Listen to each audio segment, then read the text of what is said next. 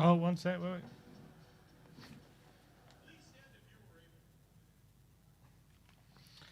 All right. 3, 2, 1. What is going on, everyone? Welcome back to another live World Cup watch-along. The Netherlands are taking on Japan. And it is a big one here in the World Cup 2026. And a big one, I think, for all Tottenham fans watching today's game. Mickey van der Ven starting at left-back. And also potential newcomers, Jan-Paul van Hecke and Bart Verbruggen also starting for the Netherlands. So all Tottenham fans taking a keen interest in this game. But regardless of that, set to be a cracker. Two very good teams taking on each other. The Netherlands seen as a bit of dark horses in this tournament, a team that maybe can surprise a few people. Japan kind of been giant killers, haven't they, in previous tournaments, and surprised a lot of people with some of their free-flowing football. So really looking forward to this one. Yeah, and it's also the only team that have scored against England under Thomas Tuchel, the only team that have beaten England under Thomas Tuchel as well. They always surprise people, Japan. I've been really excited for this game ever since the fixture's been announced because it just feels like a cracker. It feels like a World Cup cracker. And I think you've got two teams that, well, I mean, I say they're both attack first, but you look at the Netherlands, their strongest players are in defence. So when you think of the Netherlands, you think of like the yesteryear and then what their teams are like now, what their teams used to be like, whether, you know, total 90 football and attacking football and what the Netherlands have been. But they're not that anymore, are they? They're a much more solid team. So it's going to be interesting to see how this game plays out because the Netherlands are obviously the favourites, but you might see the better football from Japan today. Yeah, I wouldn't be surprised. Their football is fast, incisive. They're unbelievable with their combinations. And we saw that when they played England not so long ago. They're very, very quick in attack. They've got very pacey forward players. And their little interchanges and passing is really could be a side to behold. But where they struggle sometimes is, it can be bullied, set pieces, that kind of stuff. And if they allow too much space, they still have quality in the forward line. That is where the Netherlands can really take advantage of this Japanese side because you look at the height they have in that back line. Van der Ven, Van Dijk, Van Hecke. Just get as many corners as possible. You know what I mean? Yeah. They have got serious aerial threats. Exactly. So we know that they're both massive threats from corners, aren't they? Van Dijk and Van Hecke. So I'm really intrigued to see how kind of they cope with that, if they can cope with that. And as well, I'm very intrigued to see how the Dutch can cope with the way the Japanese kind of approach games. It's going to be very difficult. And also, you look at this group, this is one of the tighter groups when it comes to spread out quality as well. So winning this game for either side puts them in a very, very big position. The other two teams, obviously being Sweden and Tunisia, both fairly decent teams as well. So, you don't want to leave anything up to chance. If you can get a win in that first game and go into those games against Sweden and Tunisia, knowing that maybe a point probably gets you into the next round, that's mightily important in my opinion. So I think both teams should really be going out all out for the win today. I feel when you look at this group and the makeup of this group, it feels like the winner of this game will win this group. Yeah. That's what I most feel. Probably. You never know what Sweden are going to... I mean, they haven't been great in previous tournaments, haven't made them, but they do have quality players, don't they? So you don't want to leave that to chance. And Tunisia, always kind of a tricky opponent. They never make it easy. Is this the group of death? It's not really a group of death. Right? Is this the strongest group? Let me see. Very well could be. Yeah. Maybe the Germany group. That's Curacao. That kills that one. I think maybe France, Senegal, and Norway, with Iraq as the other one. That's regardless, it's one of the stronger groups. You know what I mean? Yeah, it definitely is. So I think it should be a really good game of football. I think both teams will try and play football. I think both teams will back themselves to be the better team in this one. So I think, yes, the Netherlands are favourites, but Japan will fancy themselves, no doubt about it. For sure. Japan are here. They're not here to make up the numbers. They're here to go for it. And last World Cup, they beat Germany and they beat, I can't remember who else they beat, but they had a brilliant Spain. I think they nearly got something out of Spain as well. That was a real group of death in the last World Cup. There was that one, Germany and Spain. So really intrigued to see how this game goes. But yeah, in terms of the lineups, Verbruggen in goal, Dumfries, Van Hecke, Virgil van Dijk and Van der Ven at left back. You have Frank de Jong, Ryan Gravenberch and Tijani Reinders in midfield with Somerville, Donyell Marlin and Cody Gakpo in the forward line. You know, we talk about Bart Verbruggen and Jan-Paul van Hecke, but we've also been linked with Somerville and Cody Gakpo as well. Yeah, literally half this team we've been linked with. And even Reinders, it was a tenuous link, but we're linked with him. So a lot of Tottenham fans, I think, will be tuning into this one. Yeah, and in terms of the Japan lineup, they got Suzuki in goal. Watanabe. Yeah, can you? Watanabe, Taniguchi, Ito in defence with Don, Sano, Kamada, Nakamura midfield with Kubo, Maeda, and Ueda. And Uda up front. Uda, by the way, 25 goals in 31 games in the Dutch league this season. Wow. So he's in firing form. So the Dutch will know a lot about him. They will. Who's he actually play for? He plays for Feyenoord. Van Persie's Feyenoord. 31 starts. He just got sacked, didn't he, Van Yeah, Persie? he did. Yeah. 31 starts, 25 goals. So absolutely on fire. All right, we are about to get underway. I'm excited for this one. This is going to be a cracking game. Score prediction? I am going to go for 3-2 to the Dutch. 3-2. I'm going to go 2-2. I'm going for a high-scoring draw. And I'm going to go for Reinders to get one. And Van Dijk to get one. I reckon Van Dijk and Van Hecke both score. Yeah. Yeah. Okay, let's go for it. There is someone in the comments here that says that he wants underway. Van Hecke to have a poor game, so it shaves a few million off. You know what? He's playing 4D chess over here. Let's hope for an absolute stinker and hook to Van Hecke. Here he is, first touch of the ball. Bit of an up and under. He lost the ball with his first touch. Yeah, what is that? Shave 5 million off. Here's Maeda of Celtic. Nice challenge from Van Hecke into Somerville. And now they're springing on the attack here. Cody Gakpo on the left-hand side. Right, pace, fast pace. And he's looking to play Marlon through on goal, and it's cleared away by Taniguchi. Playing a back three today, by the way, Japan. We're all Dutch today, aren't we? We're all Dutch. Well, we've got our England hats on. Wouldn't mind Japan bringing a surprise. But with our Spurs hats on. Come on, the Netherlands. I've got both these teams in the sweepstake. But I'm going full in for the Netherlands today. I want the Netherlands to win. Dumfries as well, newly of Real Madrid. He's starting a right back today. Wouldn't be surprised if he gets flying forward and joins the attack. Here's Verbruggen, and keep an eye on him because this is a guy we're very heavily linked with and someone who we really rate with his ball-playing ability. So I think keep an eye for some of his passes today. Who's that, Verbruggen? Yeah, Bart Verbruggen. Here's Van Hecke to Van Dijk. Goes for the switch of play. Looking for Somerville, but it's cleared away. Frankie de Jong now in the centre of the pitch. Looking for options. No one really making the run. So he plays it back. He's playing in the 6 today with Gravenberch and Reinders kind of both dual number 8s, which is a bit of a change role for Gravenberch because he's obviously more of a number 6 of late. Here's Gakpo.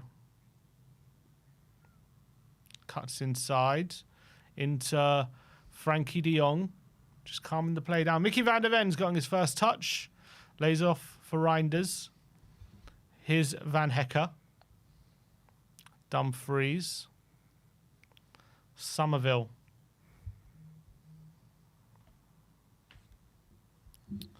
Somerville to Van Hecke. To Virgil van Dijk. Out wide to Cody Gakpo now. Go on, Gakpo.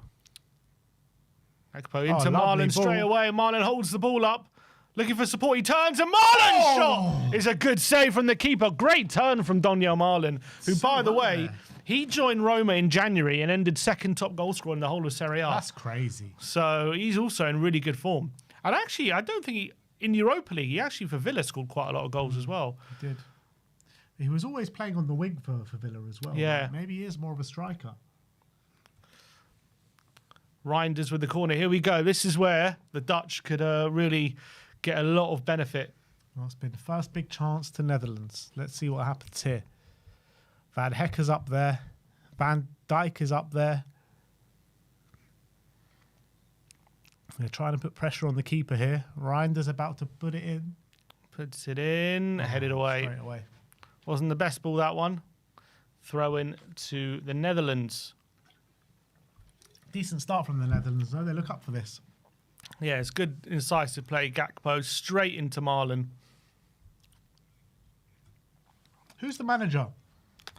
The Dutch manager's Koeman. Oh, is it Ronald Koeman? Yeah. Who's had a mixed career, I would say, of late. I remember, very good at Southampton, but ever since then, I don't think he's really... I mean, he didn't do great at Barca, did he?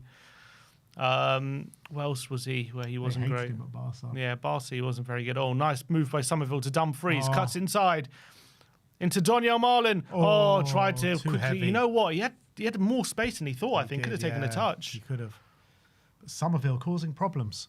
Playing on the right-hand side today, Somerville. Bit of an unfamiliar role for him. There's Ronald Koeman. Yeah, so yeah, it was at Everton where he wasn't very good. This is his second spell as a Dutch manager. He was manager at the 2018 World Cup. What did they do in the 2018 World Cup? What did they do at the 2018? Oh no, that was last World Cup. 2018. Trying to remember. Let's see. 2018, they did not qualify. Ah. Well, that's not great. He took over in February 2018. Yes, he would have been manager for that tournament. Was he manager for the qualifying, or just did they hire him after they didn't qualify? Yeah, he must have taken charge after they didn't qualify. Well, it's a foul there from Mickey van der Ven, and it's a free kick in a dangerous position here.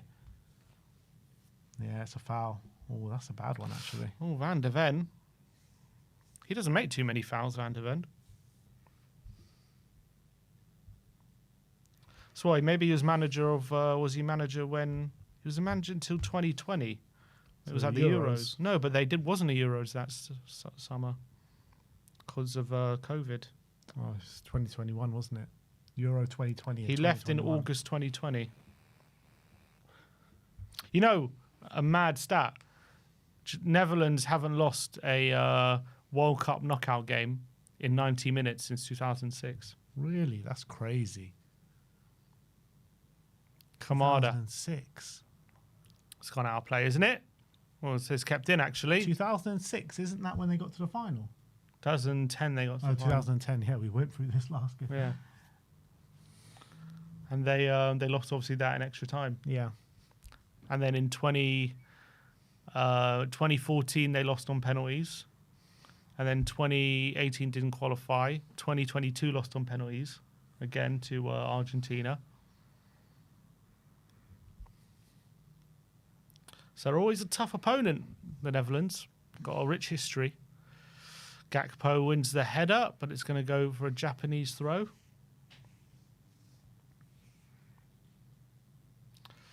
There's the legends there. Wesley Sneijder, Edwin van der Sar, watching on in hope. Here comes Japan as a foul by De Jong.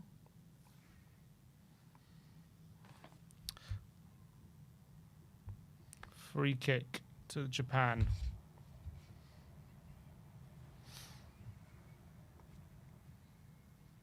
Here's Kamada.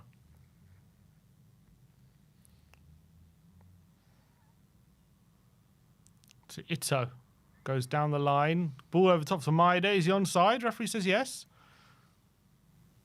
Crosses it in. Oh, I tell you, causing a bit of trouble, Van Dijk. Oh, he's injured himself, Van Dijk. He's put his hand up. Or maybe it was remonstrating with his teammate. He seemed to pick up something. He's limping a bit. Kamada, it's poor stretch. Is he injured, or is he talking to his teammates? I think he's saying he got caught. Maybe he's trying to signal the referee. He wants a foul there, I think. I think he's all right. Yeah, it looks all right.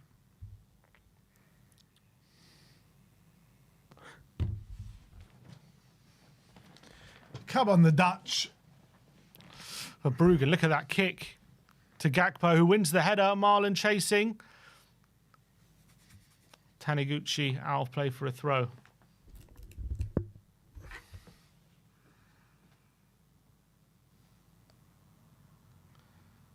Here's Van Dijk.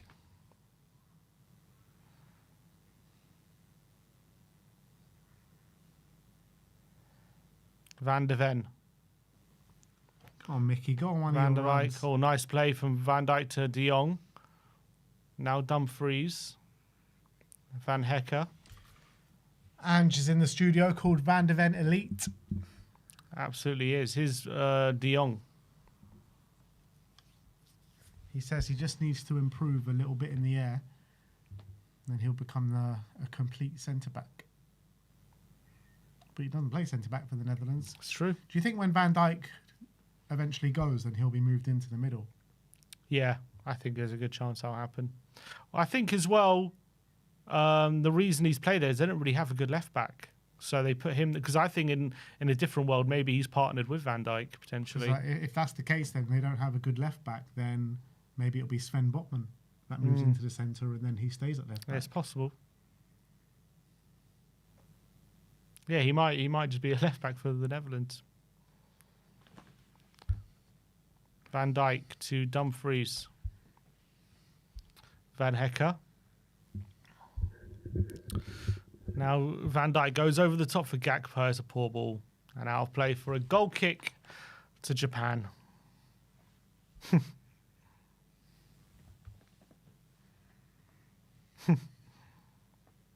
Who are they? No idea.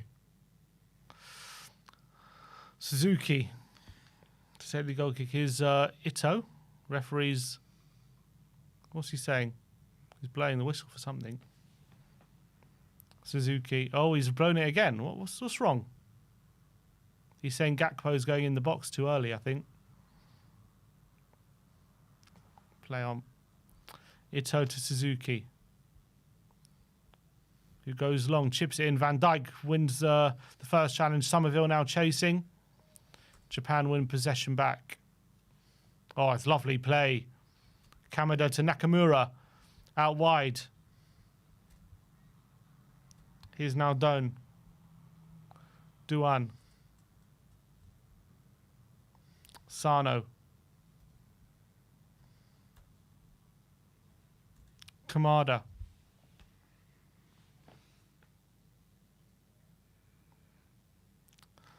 Oh, Kamada looking for the ball in between the lines. Maida coming inside. He's in the box. A great challenge by Van Hecker. Made sure he wasn't getting past him. Here's Kamada. They just said it's the first time ever that the Dutch national team have started a game in the World Cup without a player from the Dutch league. Wow. Well, the majority of them are in the Premier League, aren't they? How many players in the Premier League? 8 of them. 8 of them. Van Dijk with the clearance. Marlon's going to chase this down. He's got pace, but Japan are going to deal with that. Taniguchi to Suzuki.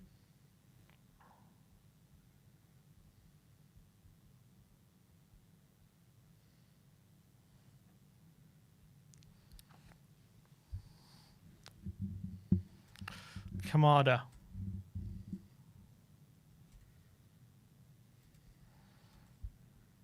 Ito. Nakamura to Ito. Kamada. Playing a bit of a patient game at the moment. Here's Nakamura. Oh, a dummy there from Doan, but wasn't read. And now the Netherlands are fastly breaking. Reinders to Gakpo, doesn't take it in his stride. And Japan win the ball back. Suzuki. Here's Kamada.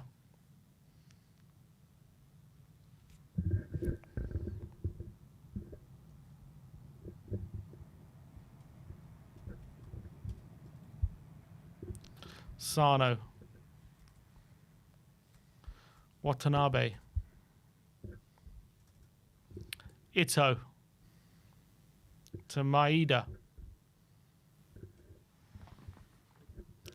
So they're just setting a trap before going quickly over the top. Kamada, Maeda, oh, great control. Keeps it in and wins a corner for Japan. Nice football.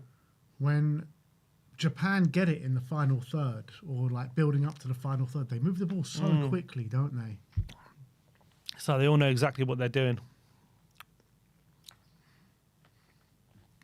All right, here's a corner. Kamada to take.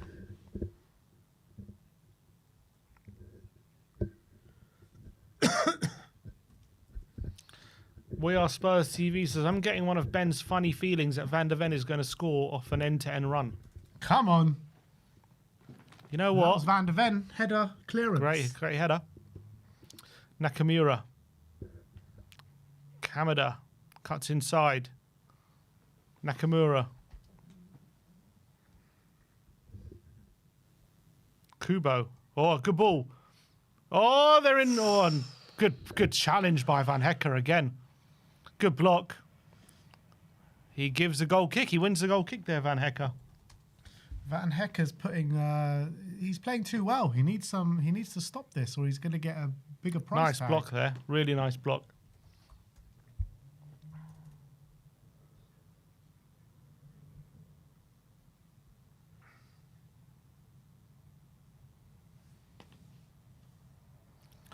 Van Dijk's taking the goal kick, not for Bruggen. Japan win the header. It's going to be a throw into the Netherlands. If Verbruggen's so good with the ball at his feet, why is he not taking them? I guess Van Dijk's just better. Yeah, I guess.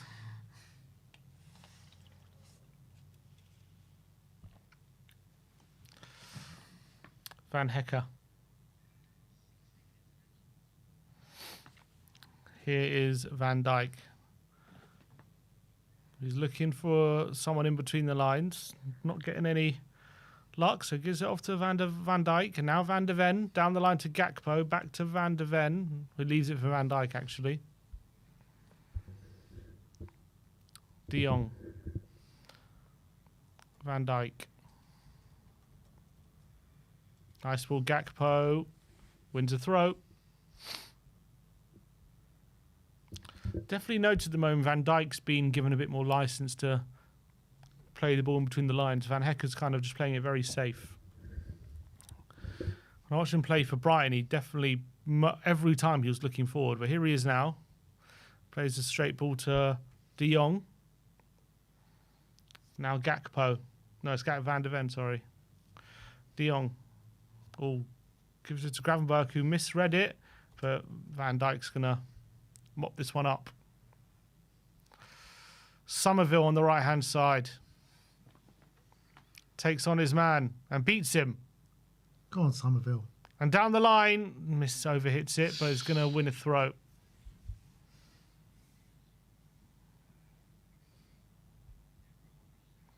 Van Hecker comes and helps out with the throw.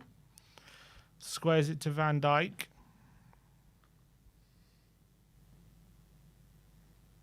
Somerville now. Van Hecker. Van Dijk. Here's Van Hecker under pressure. Gives it off to Van Dijk. Being pressed. Here's Van de Ven. Looking for support. Oh, Van Dijk's pass intercepted. But out for a throw.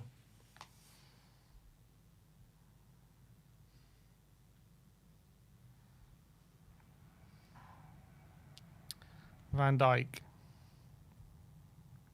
Here's De Jong to Dumfries. Somerville. Goes on the outside. Gets the ball in. It's a decent one. But cleared away. Kubo now trying to hold the ball. Van Dijk chasing him. But Kubo does a brilliant pass to Doan. Ooh. And De Jong puts out for a throw to Japan.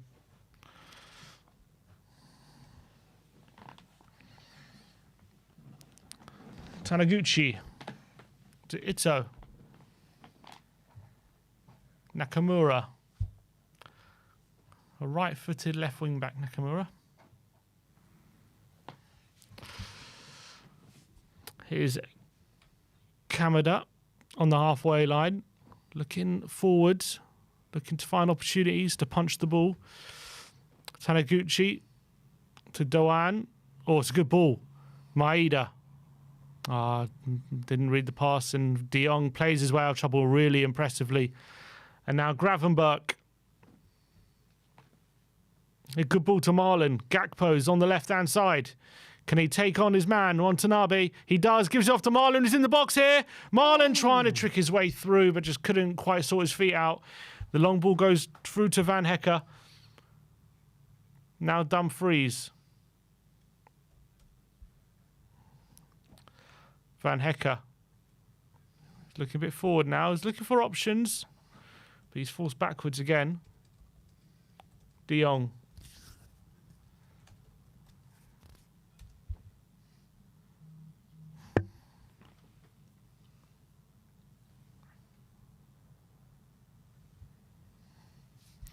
Here's De Jong.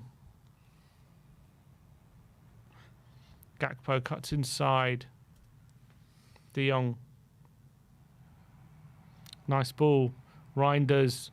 Gravenberch. To Van Hecker. Out wide to Somerville. Van Hecker now in the midfield position. Squares it to De Jong. On the left to Gakpo. Here's Cody Gakpo. Got a couple of men in front of him. Into Van der Ven, who tries to get it back to Gakpo. Doesn't come off of Van der Ven. Is that a foul? Referee says no. Size difference. I know, it's crazy, isn't it?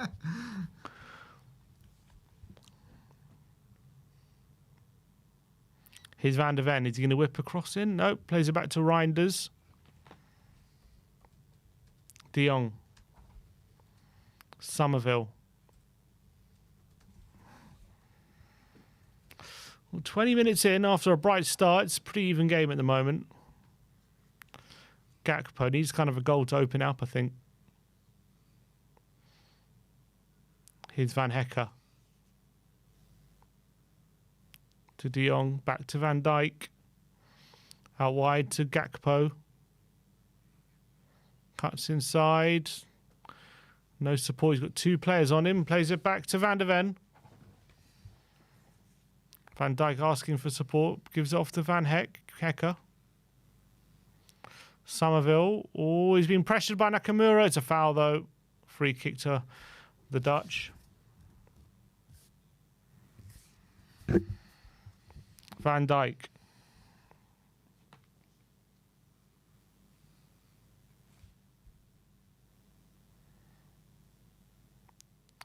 Van der Ven to Gakpo.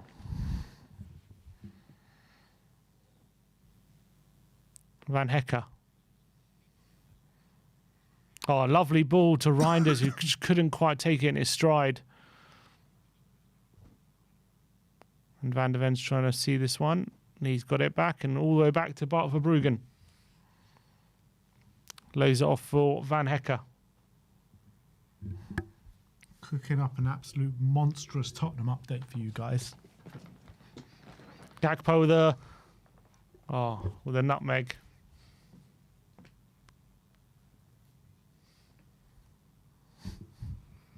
Who wants some Tottenham transfer news at some point during this stream? About half time. I think it's going to take longer than 15. Full time. If you guys stay till full time, you're in for a treat.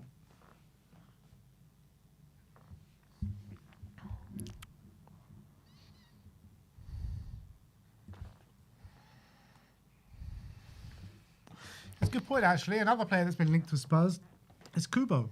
Yep. Kubo's been linked a couple of times. Seems to be very cold at the moment. It's hydration break. Can we fit it in 3 minutes? No. Look at the notes.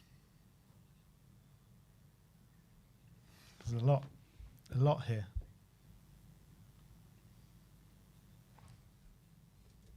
What? No, I can't see them. On my computer, I'll show you. Oh.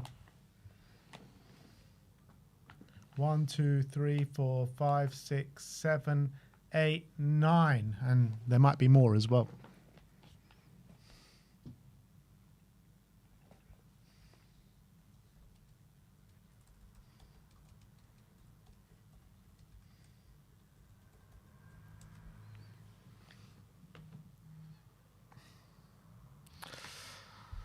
Well, what have we made of the first 22 minutes? Not much been going on. Yeah, I mean, apart from that chance from who was the chance for? The strike, Marlon.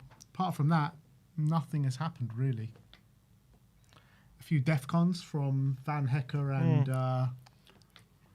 Van de Ven, but yeah, nothing much. Yeah. I think both teams kind of just sizing each other up at the moment.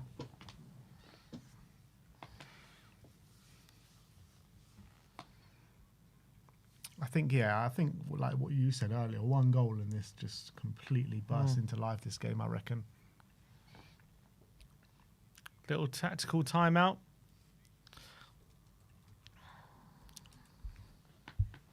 Apparently in the US they've started saying that the drinks break, that's the end of the first quarter. Bloody Americans. It's now played into quarters.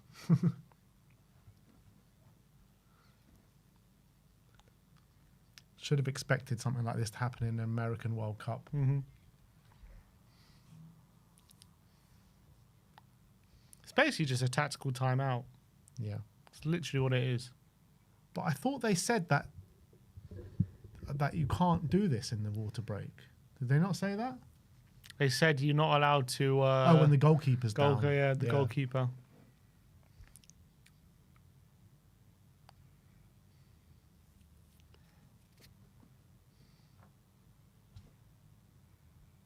I don't mind the idea of a tactical timeout. But not too many. Just have one. And you can use it at any point during the 90 minutes. Each team has one.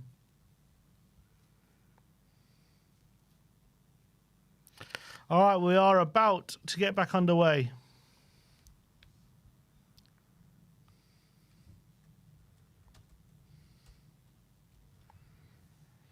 It's going to be a throw to Japan.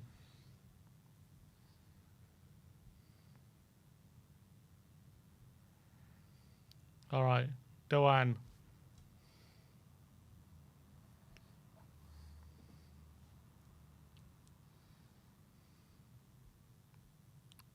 Doan. Looks for the 1-2, but good defending by Van Dijk. Now Gakpo comes away with it. Marlon. Good play from him, but he ends up losing it. Japan come away with it and win a throw.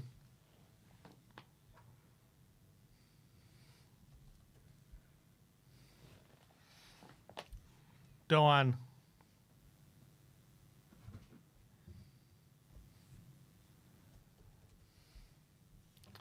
Here's Ito down the line. Maeda. Can he take on Van Hecker? He's going to take him on, and he holds him up, Van Hecker. Does well. Kamada goes to the back post, and Van de Ven clears into Gakpo, flicks it to no one.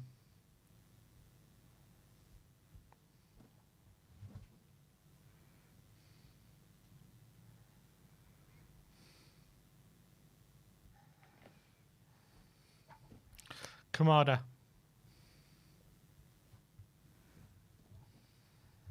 Nice ball out wide here. Doan taking on Van de Ven.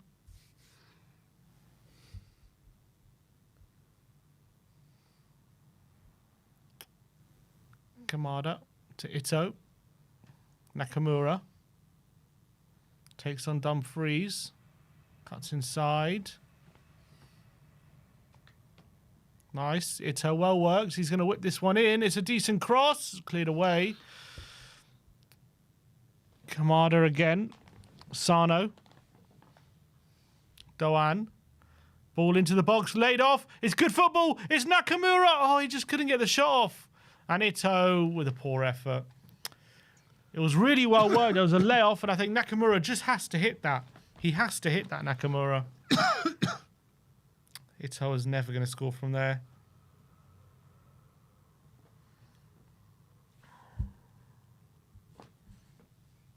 Verbruggen. He goes long. Looking for Gakpo, who wins the header again. But to no avail. Here's Frankie de Jong. Van de Ven.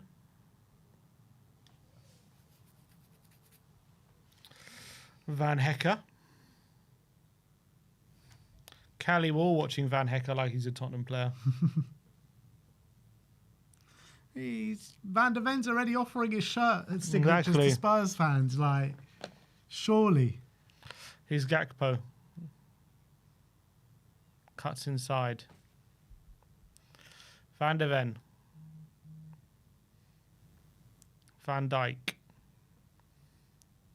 Still waiting for this game to burst into life. Here's Van der Ven, goes on the overlap, and here he is in behind. He puts a good ball in and just cleared away. Those afterburners from Mickey Van All der of a Ven. sudden, when he upped to gear, they just couldn't keep up with him.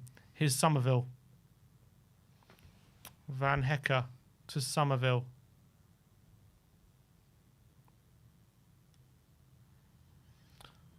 Dumfries to Somerville. Van Hecker. De Jong. Gakpo.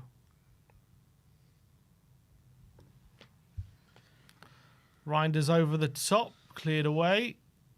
Kamada with the clearance, and Van Hecker has it now.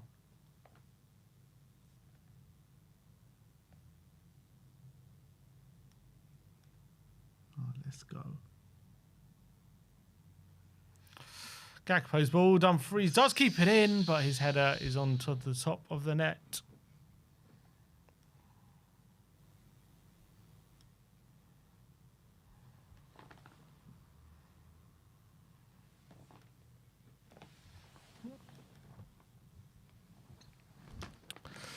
Jack Burton. Oh, yeah. Celtic had a player called Nakamura who used to score screamers. Yeah, what a player he was. Van Hecker wins the header. And he comes in again and wins it again. And then gets into Marlon. Doniel Marlon now cuts inside. Does well to get a shrug off his marker. Here's De Jong to Van Hecker. Until Reinders hits the referee. He's going to pause play. Just play on. Dutch had the ball. That was so pointless. No, no, it's stupid. Van Hecker. Somerville. Dumfries. Van Hecker. Both teams really struggling to break each other down at the moment. It's already half an hour gone in this game. Frankie de Jong. It's always these games that you expect to be like mad, and then they just nothing really happens. One goal. Is there going to be a goal before half time? Van Dijk. Always pass a bit sloppy, and it's gone out of play for a Japan throw.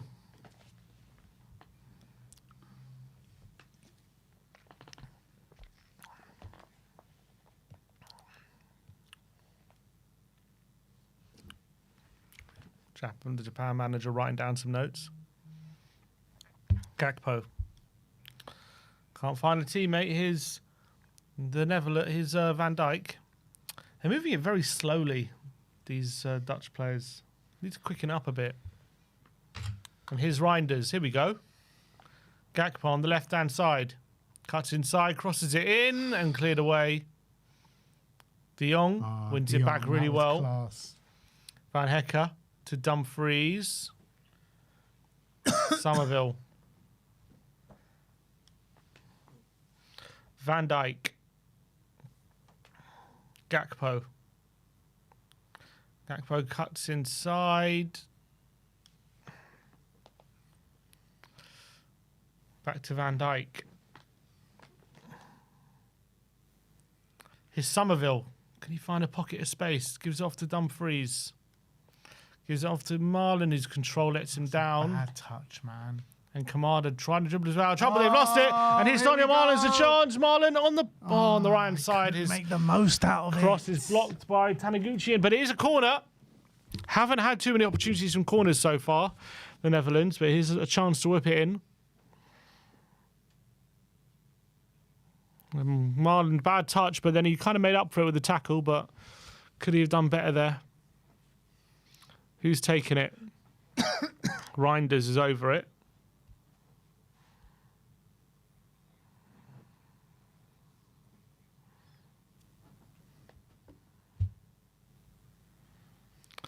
Van Hecke, Van Dijk, Van de Ven, Dumfries, all in the box.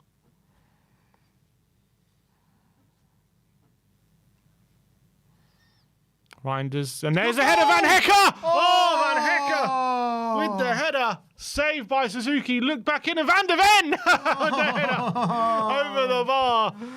So close to a Spurs boy, putting it in the back of the net. We were saying set pieces, and there's Van Hecke with the header. Oh no, it's Marlon. I thought it was Van Hecke. I thought it was Van Hecke too. Just saw his blonde hair, didn't you? In this, Marlon's header, saved by Suzuki. And then Van de Ven had the follow-up chance over the bar. Is that a foul by De Jong? Referee says no, play on. Here's Van de Ven.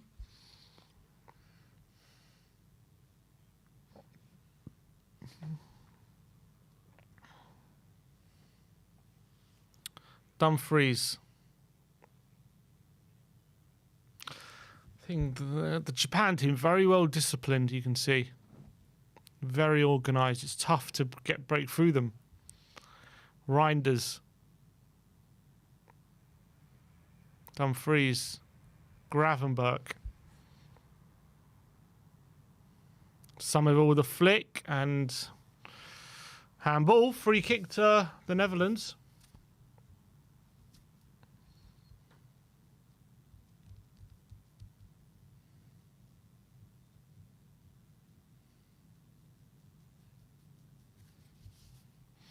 Reinders to whip this one in. The big boys are up there.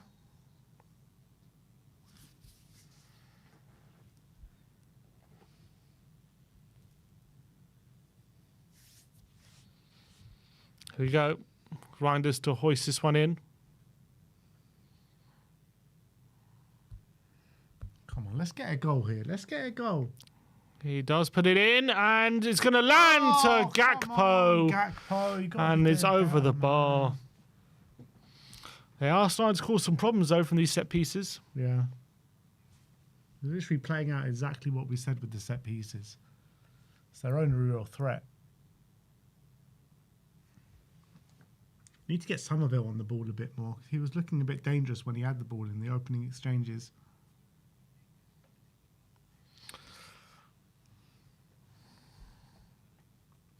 Van Hecke looks like Bergval's big brother. It's just that very bright blonde hair, isn't it?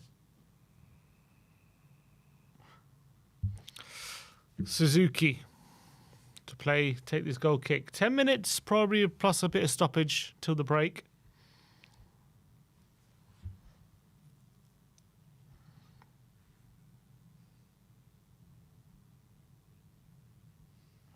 Suzuki's kick, not the best, and it's gone out for a throw-in to Holland.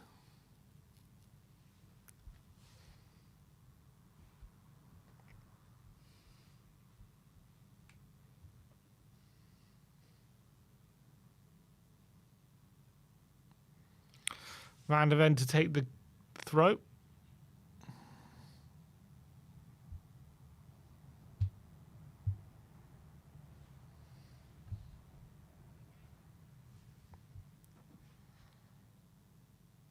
Another throw in.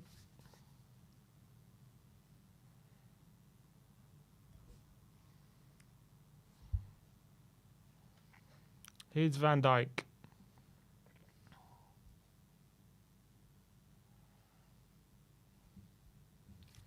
Frankie de Jong to Van Dijk.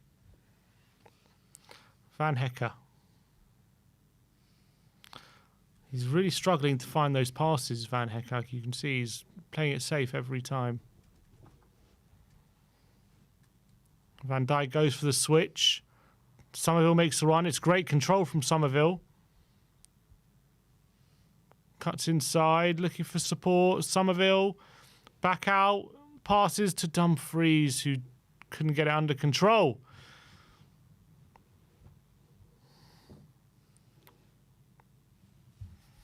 Van Dijk. Van Hecke.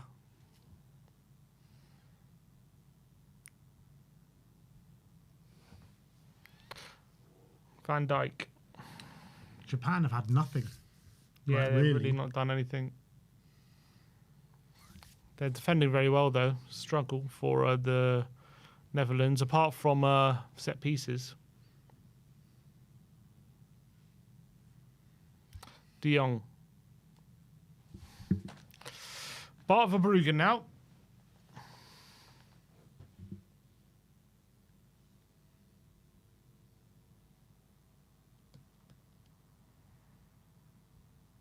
Dumfries' pass blocked.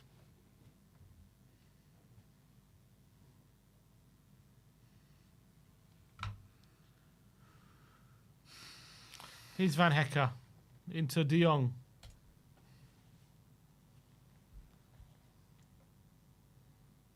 Van de Ven to Gakpo.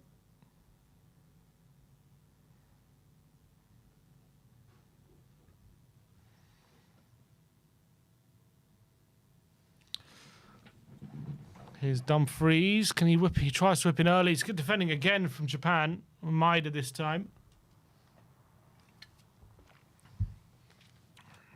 Throw in.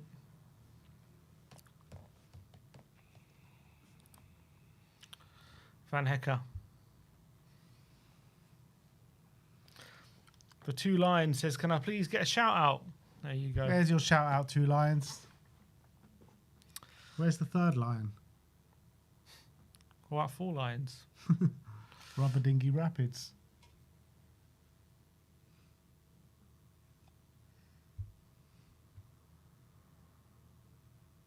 Van Nice ball, Hecker. Van Hecker.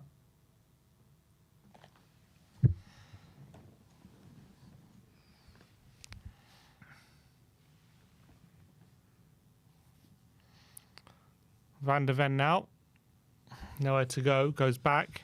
This has basically just been the Dutch camped out in Japan's half and can't do nothing to break them down. He weren't lying, the Japanese manager. Hmm? Said he was going to play defensive. True.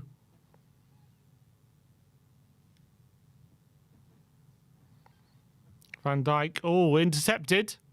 Japan have a counter here. Oh. Maida up against Van Hecker, but Dumfries comes and helps. Now Nakamura on the left-hand side. Somerville coming to defend. He goes past him. Whips it in on his left foot, and I can see why he doesn't want to use his left foot. Goes straight out of play.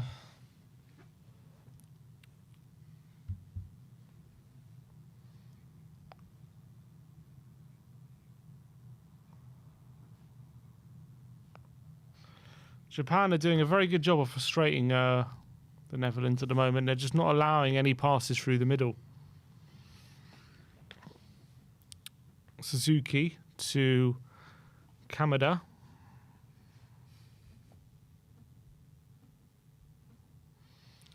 Now it's Japan's turn to be on the ball and be a bit patient.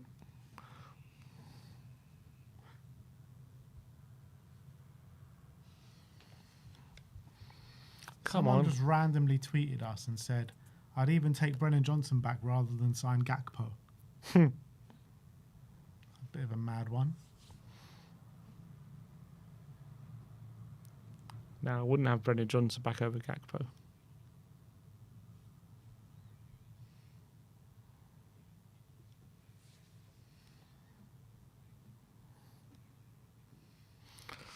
Kamada.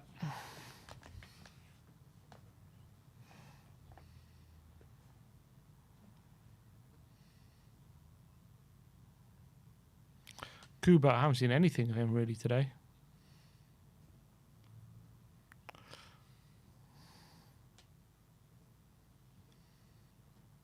Oh, it's a good play.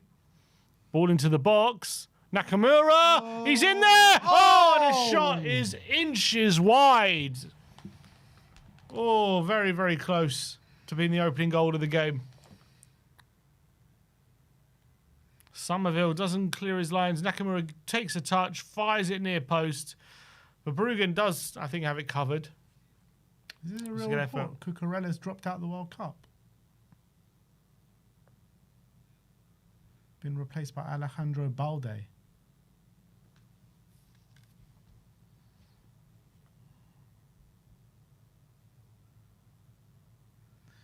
See, Brighton are running a free Vuskovic campaign.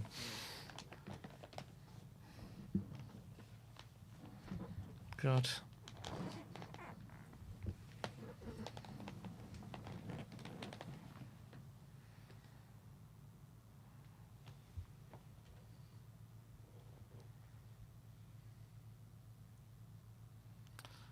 Kamada. Oh, nice challenge by De Jong, is it? Yeah. Our referee's saying actually the foul, and is he going to book him? Look at that baby.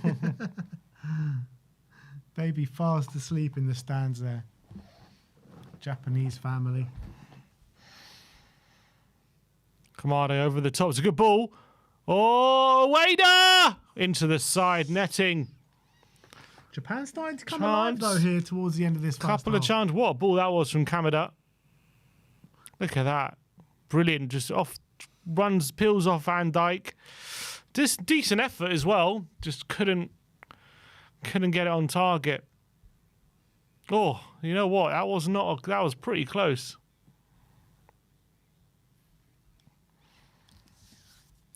Here's Verbruggen.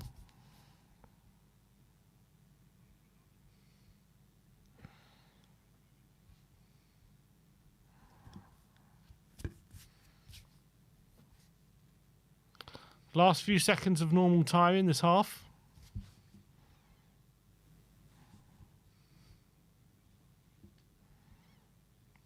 Minimum of how many minutes? 4? 3? 3 minutes. Oh, and the Netherlands give away a throat.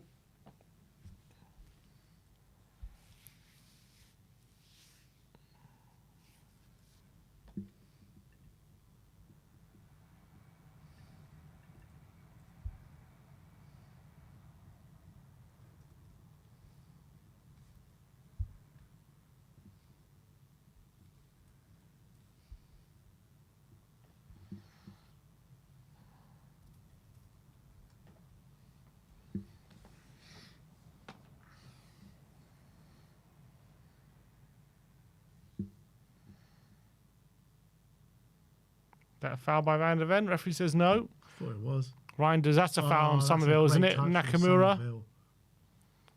That's a great touch. Gakpo.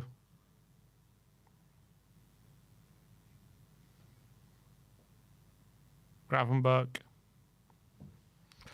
Van der Ven. Marlon may helping him out. Marlon chips it in, headed away. Only as far as Van Dijk.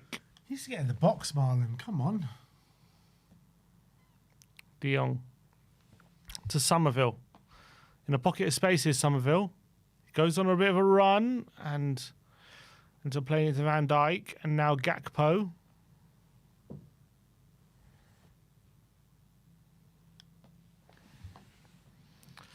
Van der Ven to Frankie de Jong. It's a bit like a chess match, this, isn't it? Yeah, it's very fine lines at the moment. Van Hecker. Oh, what a trick from Van Hecker on the die line and wins a corner. Sign him up. Look at that. Little Cruyff turn.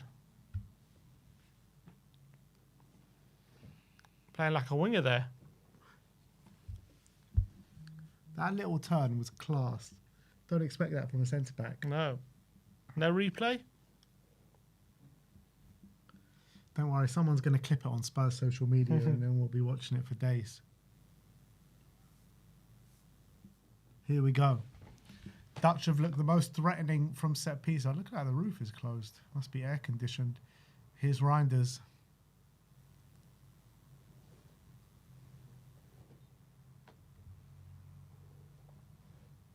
In. Marlon! Oh! Marlon again won the header. Suzuki plucks out the air.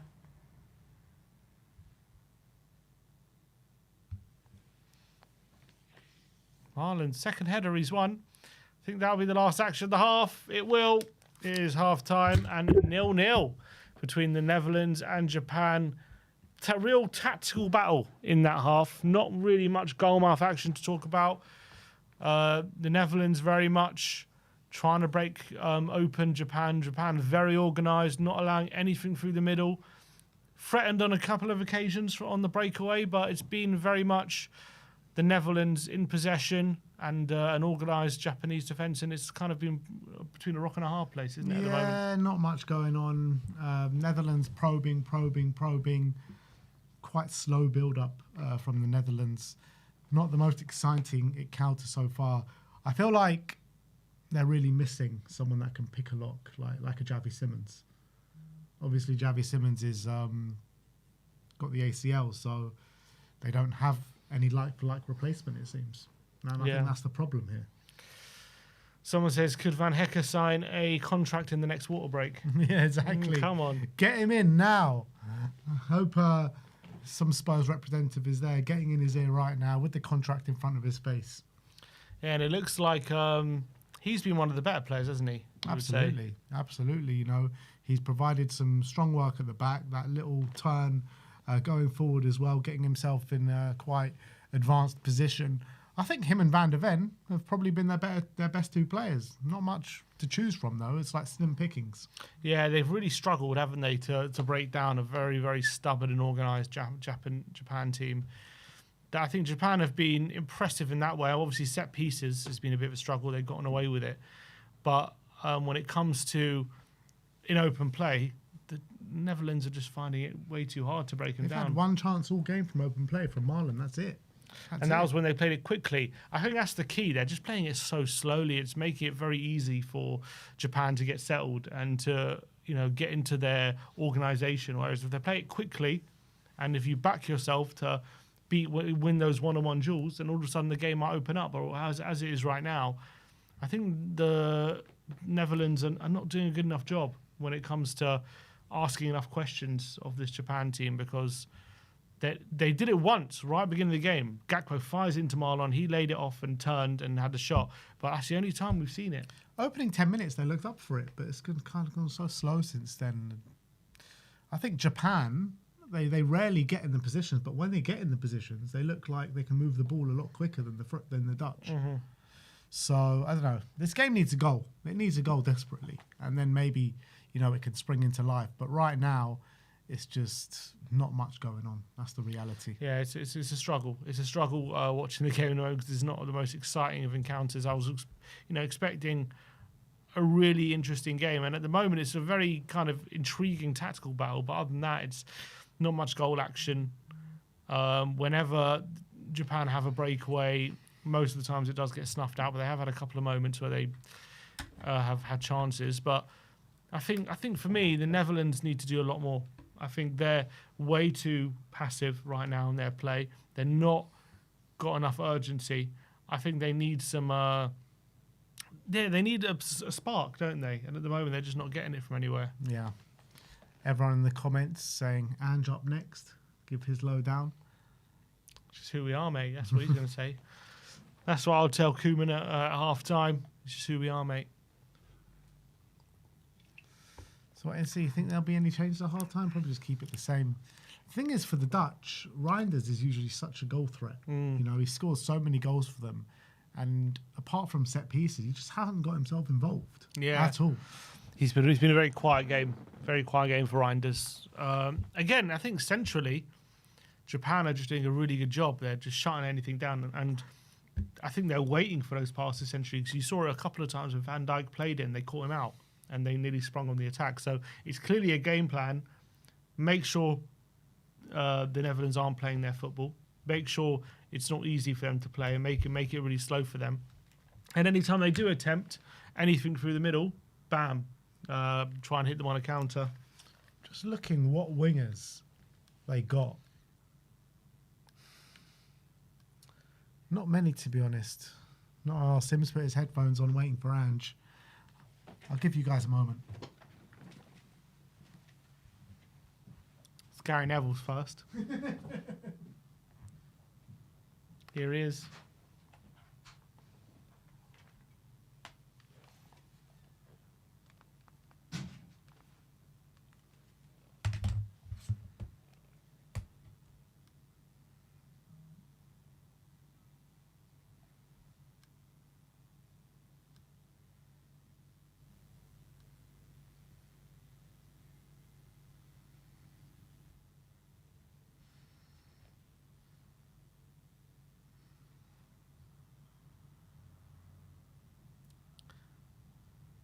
Talking about the Japan goalkeepers hadn't had a lot to do.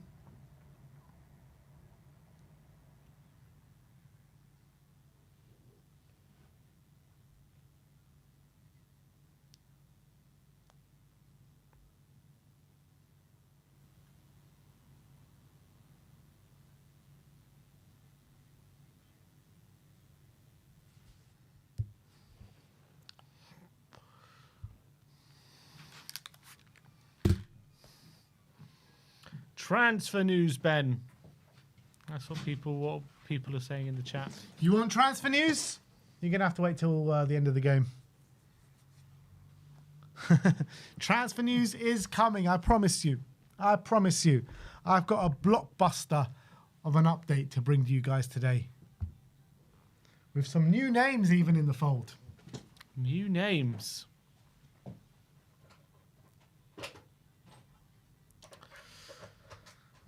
It's always great to hear Ange speak, though. I have to say, he's such a better pundit than all these other pundits. He is one of the best pundits around.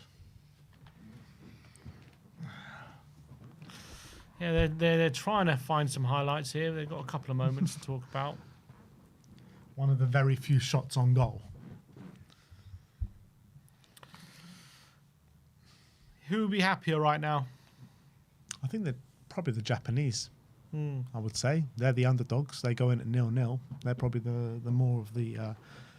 The thing is, right? Japan, they've been so solid really in defence, but the few times that they've gone forward, they actually have looked a bit dangerous. So I actually think the Japanese have looked more dangerous when they've got in those positions than the Netherlands have.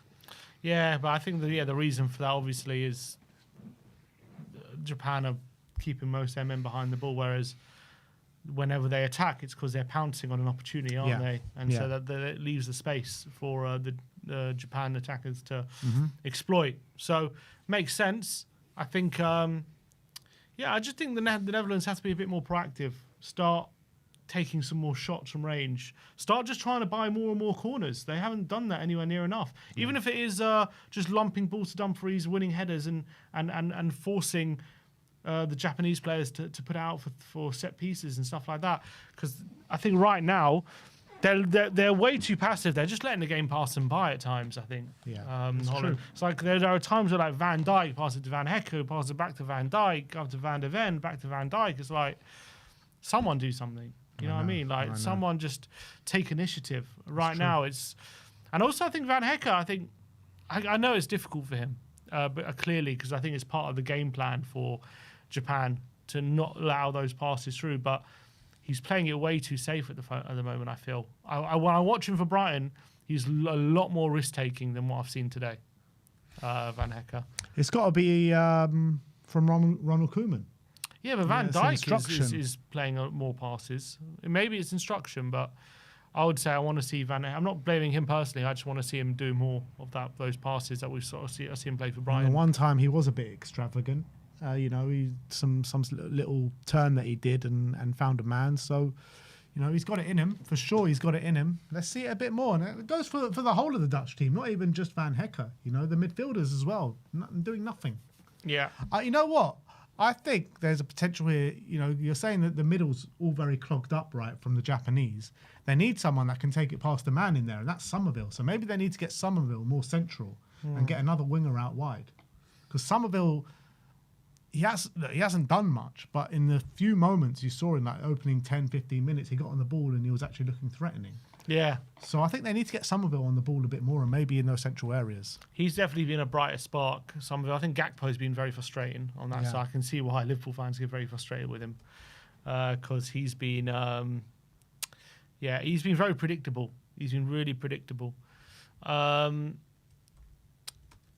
Marlon, to be fair to Marlon, it's not been an easy game for him, but he has threatened a few times. That chance that he kind of made for himself, that turn and that shot was brilliant. There's that, and then there's the he had a couple of headers as well, which nearly scored from.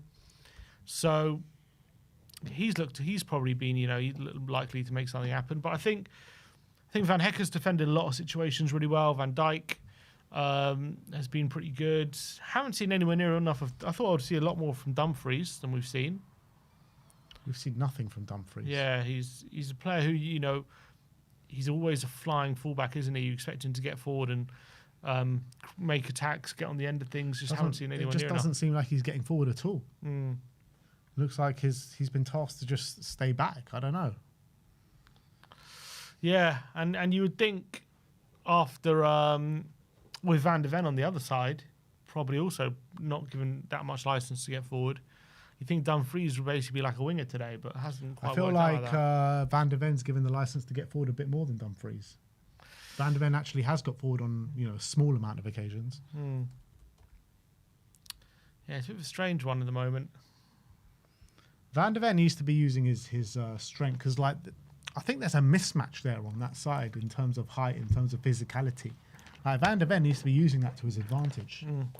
I think if when it comes to Japan, I think they'll be pretty happy with it. As the only thing I'd say about it is they risk obviously, one set piece something and goes against you, and all of a sudden all that hard work they've put in goes out the window, and they have to start opening up. So I think the game is probably going to plan for them. Like, I think the plan is working. If they get a point, they'll be pretty happy.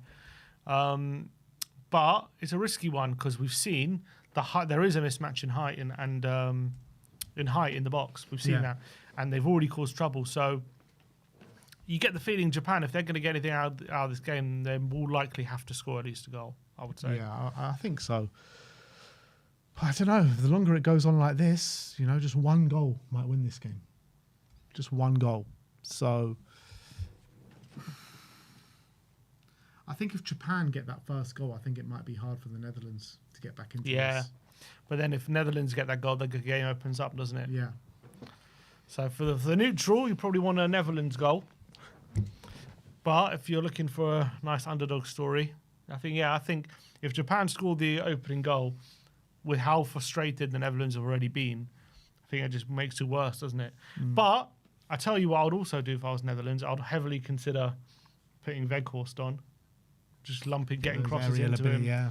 Maybe even move Marlon to the right, or you keep Somerville, or maybe taking midfielder off, putting Weghorst next to a Marlon.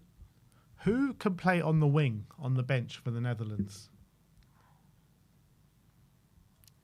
Depay, Till. maybe Noah Lang.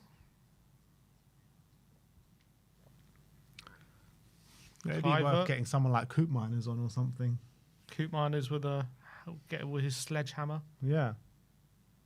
Because that what might kind of open this up, just like a shot of deflection of someone.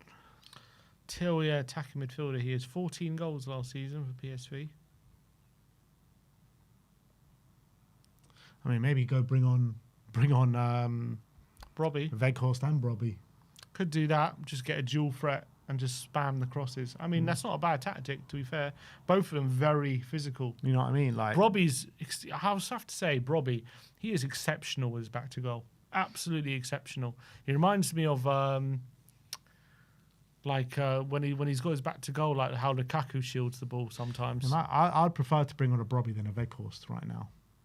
I think he's obviously Weghorst at the wrong end of his career now. Brobby, he's got more of that physicality now.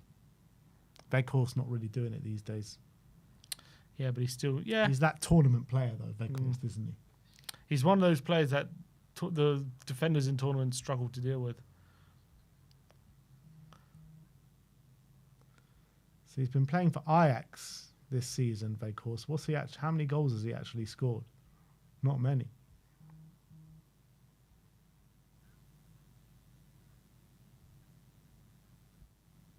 What's his record this year, Weghorst? 8 goals. 8 goals. In the Dutch league, that's terrible.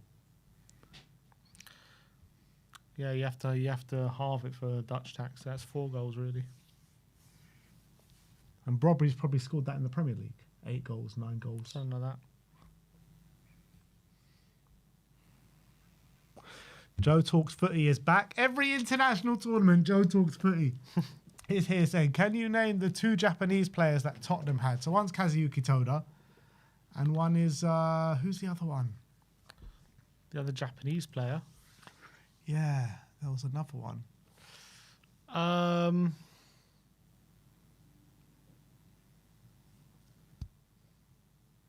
who just signed? Kota Takai. Oh, Kota Takai, yeah. Look at the latest SZY. All right, let's have a look.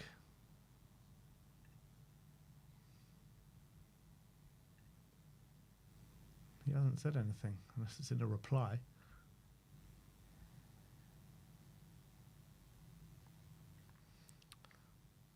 Yeah, it says Oh, we're back underway. Alex Scott. Yeah, interest very will keep an eye. He says definite interest, unaware if they'll pursue. I know the other clubs are wary of pursuing, as he'd be keen on Spurs if they came in for the race. Come on. Just go for it, Tottenham. All right, we are back underway, people.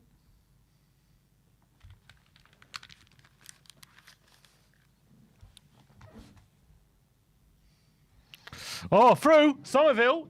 In behind on the right-hand side. Cuts it back. Oh! Just behind Gakpo.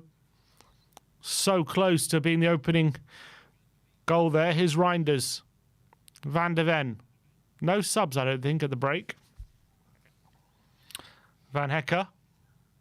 Nice ball. Gravenberg.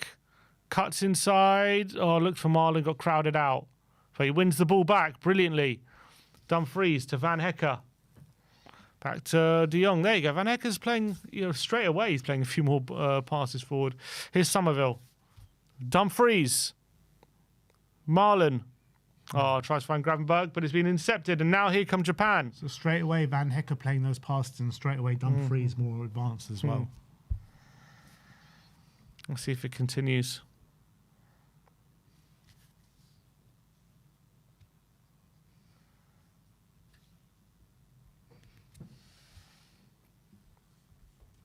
Van Dijk. Gakpo.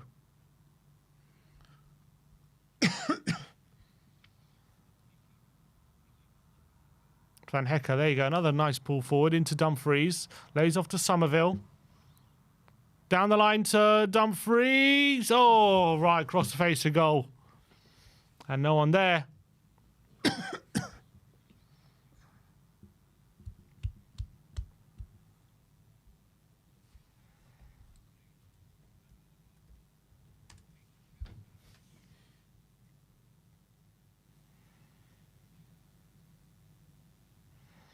Throw in Watanabe. Ueda wins a throw, does he? Yep.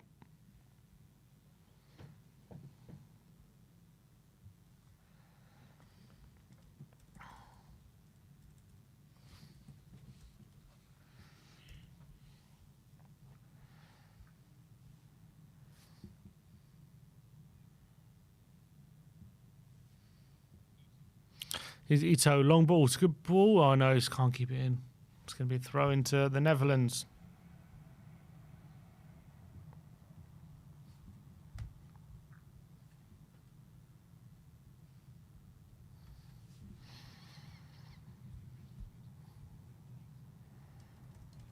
Somerville.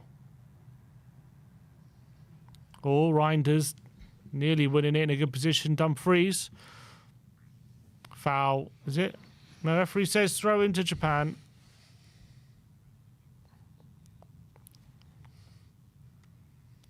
Nakamura's taking his time here. Ito.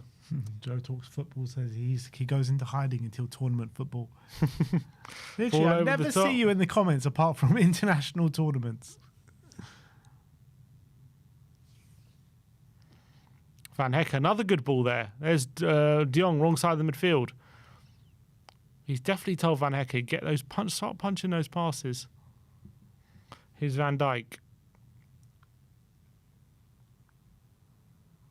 Gakpo. Taking on his man, cuts inside to foul. Oh, foul on Gakpo. I thought it was foul by Gakpo. Nah, I was on Gakpo.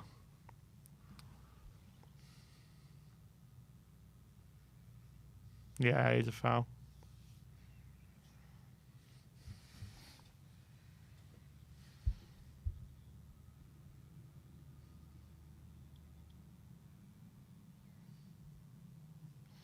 All right, Reinders to whip this one in.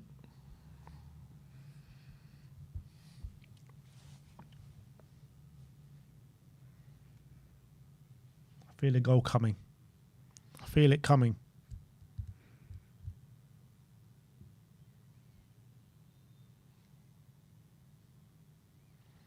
Reinders whip this in and poor ball. That's really poor. De Jong. Gravenberg whips this one in. Van Dijk! Oh!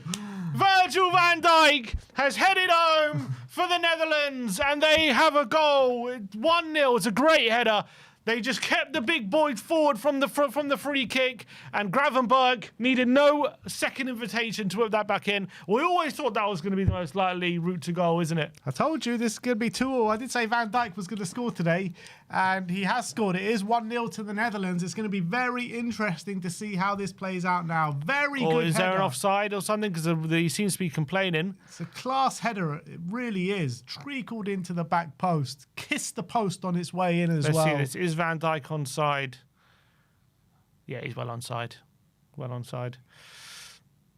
Good header. Oh, it's a brilliant header. Mate. Fantastic. Japan will be header. frustrated. Keeper has no Yeah, chance there. kisses the post on its way, and it's a great header from Virgil van Dijk. Van Heckel's behind him as well, waiting in the wings, but the way he curls that in, look at that, he's waiting for it. Does it go in? Brilliant header. Let's see how the Japanese can respond to this now. Now the goal has gone in, I think the game can open up now. This game has been crying out for a goal. I told you I felt a goal coming. And it's 1-0 to the Netherlands now. Virgil van Dijk. All right. 1-0 up here. Still waiting for this check. What are they checking? No goal play on.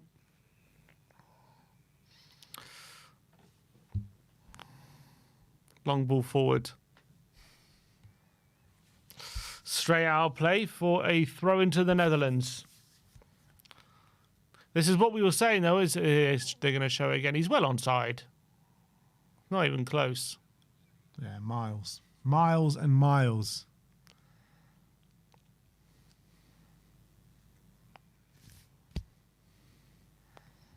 Great ball. There you go. Well, this is what we're saying about the Japan's game plan. It's always liable for something like that to happen. If you just try and hold out and just, you know, always a set piece they're vulnerable from. BB5979 says, me and Ben had spidey sense. Van de Ven. Gakpo. Oh, it's not a good ball there, Gakpo, but he's going to win the interception into Van de Ven. Go on, Mickey. Now he's going to go on a run here. Give it over to Van Hecker. Dumfries. Somerville. De Jong. Van Dijk to Van Hecker. So who played that ball to Van Dijk? Because it was class. Gravenberg. Wow.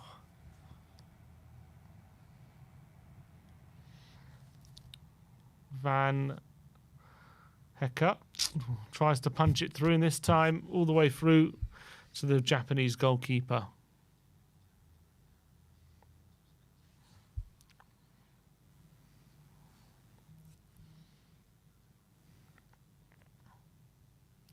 Suzuki.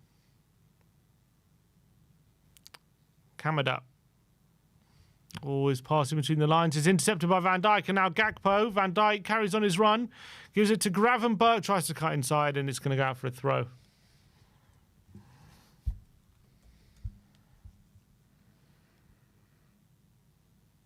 Van de Ven. Van Dijk to De Jong.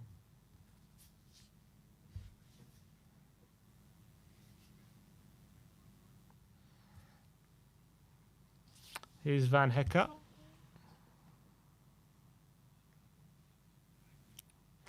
Van de Ven. He's going on a run here, Van de Ven. Been stopped, though, in his tracks. Here's De Jong.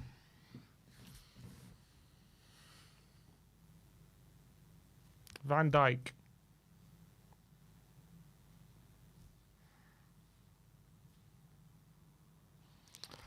Van Hecker to Van Dijk. Back to Van Hecker. Dumfries. Ooh, being forced backwards. For Bruggen.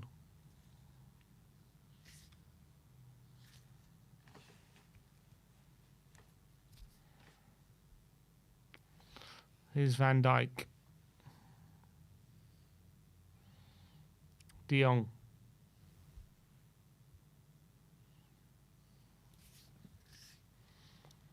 Van Hecker. Dumfries. Over the top. Somerville's in behind. Can he get there? He does. He pulls it back to Marlon. Can't quite get it. It's going to be a corner, though. Somerville, man. He's dangerous. He's fast. Yeah, he did very well to get that. He can fit himself into those like tiny spaces, doesn't he? That just wriggles his way in. Well, it's another corner.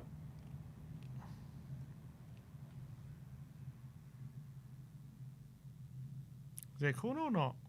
A what? What happened? Don't know. Must have said it gone off Somerville first. What? That makes no sense.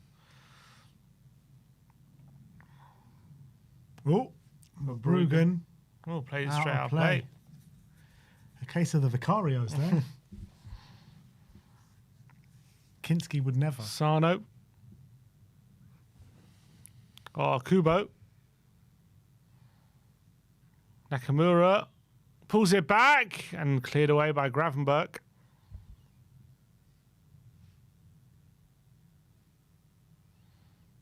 Nakamura down the line. Kubo. Or maybe an opening here for Japan. Nakamura deflection goal! Oh, wow. Nakamura has scored for Japan and they equalise within 5 minutes. Wow. Cuts inside. There was little pressure on him and it's deflected in. I think it might have been off Van Hecker. And it's passed for Bruggen. And Japan have equalised. That'll be 5 million off, please, Brighton. Japanese fans are going absolutely wild. Let's see this again. Yeah, onside.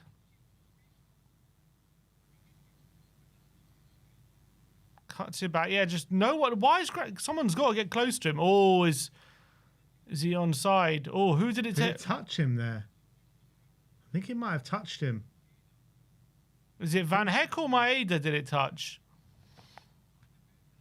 Van Heck is there. Oh, I think it's Maeda. I don't know if it touched any of them. I think he might have just moved out of the way.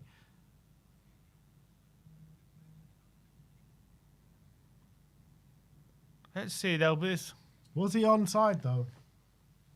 Goal. It's given a goal. Right. Doesn't matter. 1-1. Nakamura's goal. We go again. Poor defending in that situation. They just gave him all that. I was like, they're not closing him down. I just felt like a shot was coming there. And there it is, ending in the back of the net. Well, the game's definitely sprung into life now. 1-1. Netherlands 1, Japan 1. Oh, it says Van der Ven keeps them all on. Yeah, fair. Yeah, he's a bit deeper. Well, 1-1. All the hard work to try and get back in the game. Dumfries, Van Hecker, Lou misses the header. Oh, Gravenberg gives it away. It's going to be another long throw, though.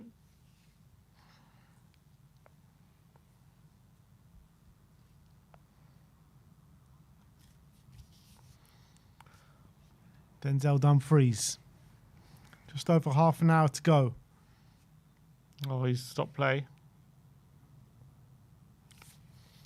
He's saying, don't hug Van der Ven.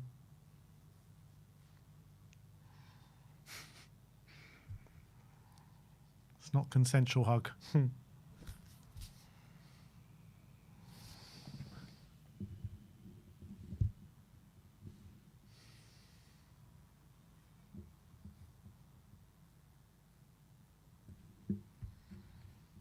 Van der Ven's just leaning into him. It's such a physical mismatch, but can't beat Yeah, cleared away.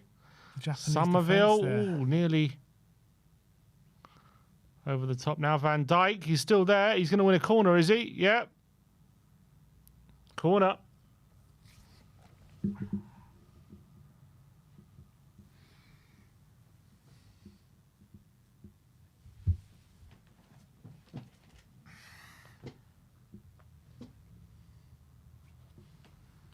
Here we go. Reinders with the corner. This is where the Dutch are going to be dangerous. Can they get their noses in front again? Oh, Van Hecker is there, but it goes behind him. And now Japan on a counter. Kubo, here we go. Here we go. It's a centre-back who's forward. He gets a foul by Somerville. Free kick and maybe a yellow card for Somerville.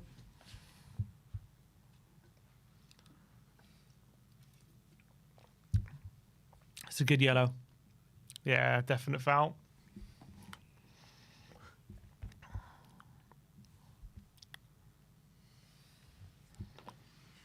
For a moment there, they had men forward.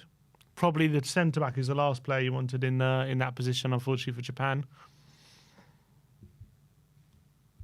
Drop kick. Your teacher says that goal was on Mickey. Yeah. Keeping everyone on.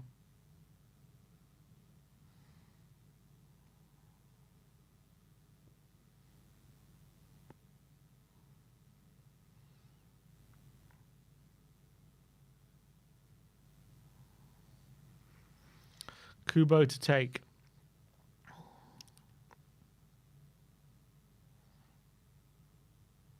Hoists it in. Cleared away. Nakamura again. Can't do it again, can he? It's been blocked this time. Here's Kamada. Switches it.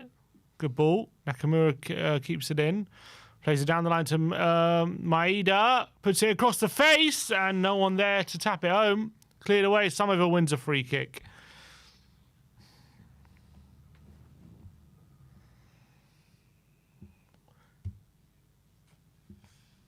How are you seeing this play out? It's very interesting now. Well, look Yeah. at that. He's got a black eye.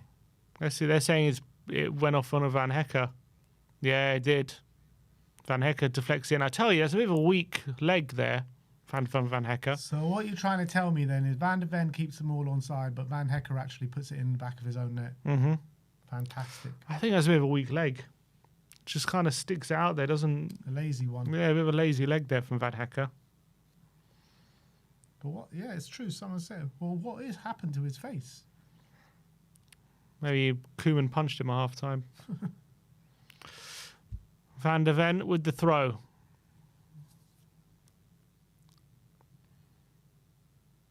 Here is Van Hecker.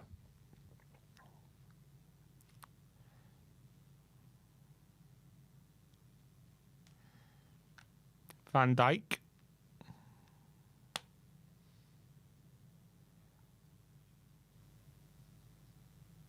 Nice ball from Van Hecker, that one, to Gravenberg. Lovely. Brilliant trick from Gravenberg as well.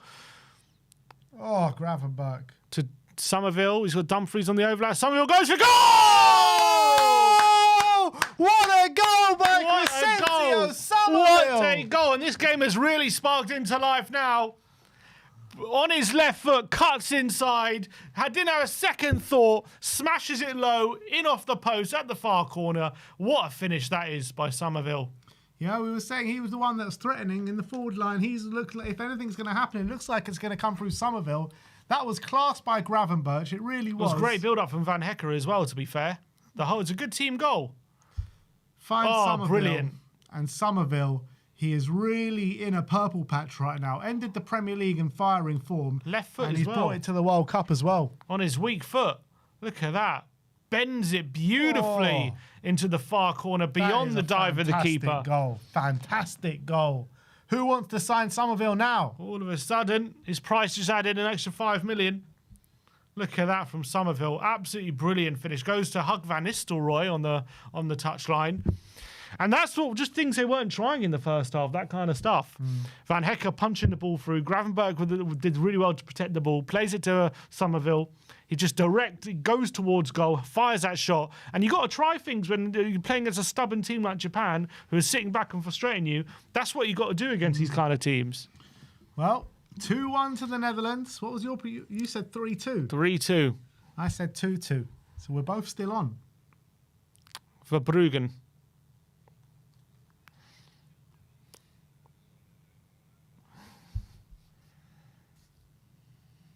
Here's Van Dijk. And this game is starting to really open up now. Verbruggen to Van Dijk. 1-2-3-4 says, okay, let's go get him for our right wing. Tell you what, he's doing very well on the right wing today. He's doing better on the right than Gakpo's doing on the left. Another good pass from Van Hecker to Gravenberch. His flick to Marlon. And now Reinders to Gakpo now. Gakpo's in behind here. Cody Gakpo. Cuts inside. Gakpo cuts inside again. And his shot is blocked. And he's offside, apparently. Oh, that was a shame. Just as you said, you know, Somerville's been True. nearly a commentator's curse there. Oh, it's really poor from Gakpo. He's miles off. Yeah, it's really poor. He doesn't have to be off there. He can see right across the line. He should never be off in that position. It's true. Substitutions for Maeda the Japanese. Off. And Ito.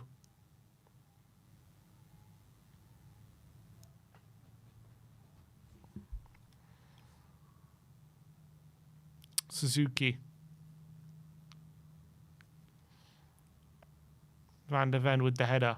Gravenberch wins it again. Marlon challenging. Is that a foul? Referee says play on. Oh, couple of quick combinations and it's Kuba! Oh my word, over the bar.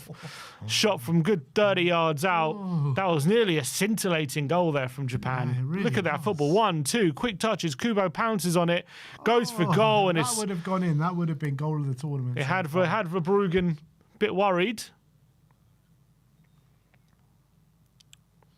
Well, this second half has been a lot better than the first half, I'll tell you that. Subs? Oh no, drinks break. Drinks break. Don't mind if I do.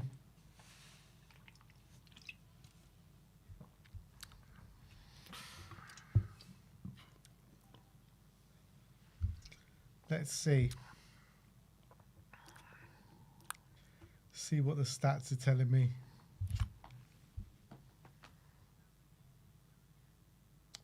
So already, Netherlands have had 2 shots on target in the second half. They had 2 shots on target the whole of the first half. They're looking a lot more threatening, a lot more dangerous. And Japan as well. They are too. Yeah, they're well.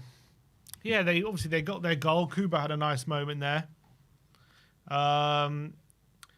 But it's going to be interesting as the longer the game goes on. If I know they equalised very quickly, but if they don't get another quick equaliser, they're going to have to open up a bit more, aren't they? And Yeah. I wonder if the Netherlands bring on a couple of subs, Noah Lang, quick player, and all of a sudden it can be a struggle for Japan to keep them at bay. Did Japan get another goal here? Yeah, I think they do. You still think it's going to finish 3-2? I reckon it goes 3-1. 3-1 and Japan get another goal back. What do you guys think in the comments, guys? Let us know. How is this game going to play out from here? Very interesting spectacle. That Somerville goal was a joy to watch. It really was. Dutch just scored 2 very good goals here. Yeah. Easy finish, that one. No, not easy, sorry. Good finish there from Nakamura. Oh, what a finish that is at Somerville.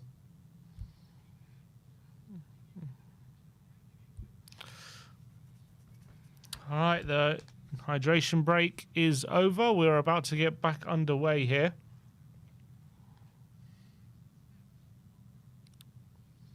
Listenheim says 2-2. That's what his prediction is. That's my prediction.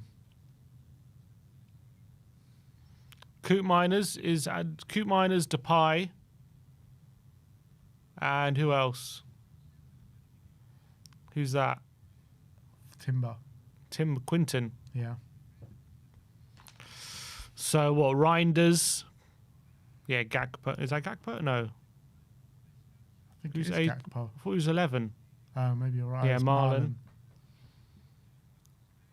Marlon off. Memphis Depay in big 2026. Gakpo going off? So Depay going up front. Oh, so it must be Reinders and Gravenberch, mate. Oh, Somerville. Oh, that's a bad move to take off Somerville. Why not Gakpo? Gakpo's in wank. Oh, what I'll do, I was going to move Somerville to the left and whoever they're going on the right. Reinders, Somerville, Marlon. He should not be taking off Somerville. I know that for free. Depay, Koopminders, and Timber. So I don't know what they're doing. Who's going to the right? I think Timber. Is he a winger? I think he's one of those that can play everywhere. Trying to work out. It looks like Depay's there, Gakpo's there. Let's see. Looks like Koopminders is on the right. Yeah. 20 minutes to go. Is he a centre mid? Oh, good challenge. Ref says no foul. Here is Koopminders. Into Timber.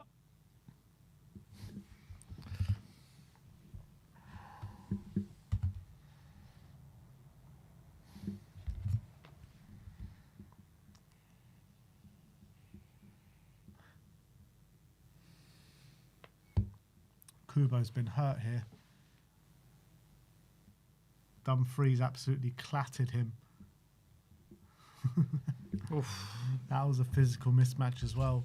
So many of them on the pitch.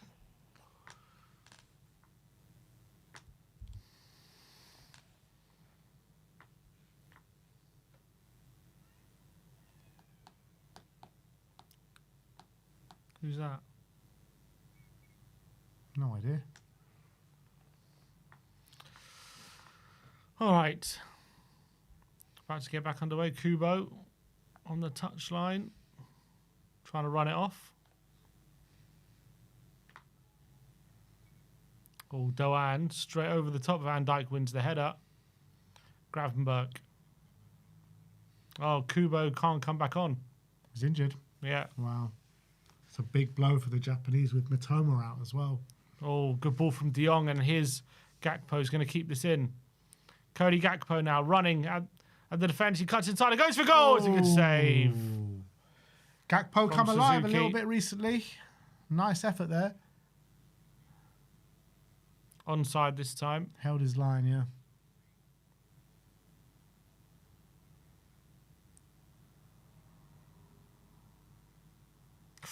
Nice effort. Depay to take this. Yeah, Kubo's not happy. He's got a knee injury. Depay's in there. Van Hecker's at the back post. Ooh. And Shot his on header target. for Suzuki. Into his arms. He's got a big shiner, doesn't he? Bloody hell.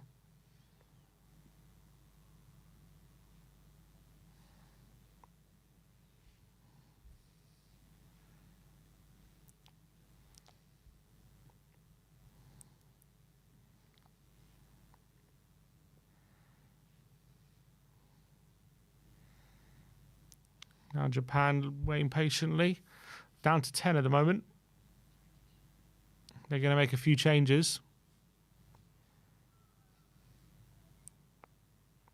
All nice play by Doan.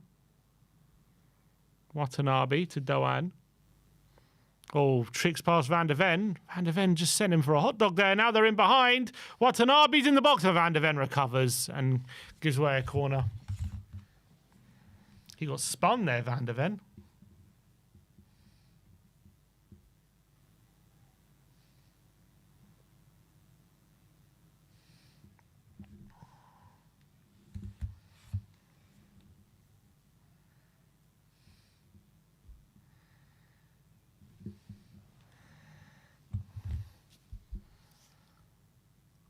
Doan's going off. And Watanabe's going off. Sugawara. And, yeah, Kubo as well, obviously. Triple change. Tomiyasu. Tomiyasu. It's a name I haven't seen in a long time. Forgot about him. Yeah, it's Kubo. Is that his end of his World Cup? I hope not. Where is Tomiyasu playing? I think he's a these free days? agent now. Is he? I think so.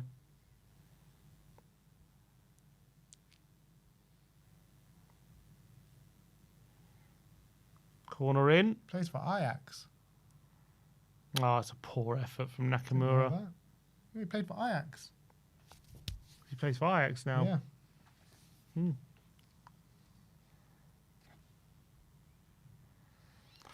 Van Hecker.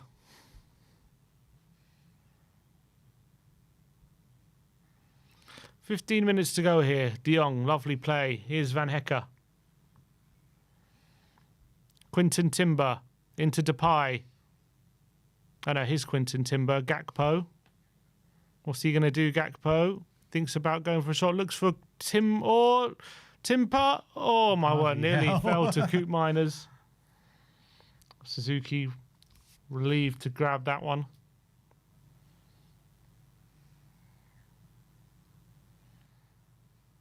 Come on, ref. How long is he allowed to hang on to the ball for?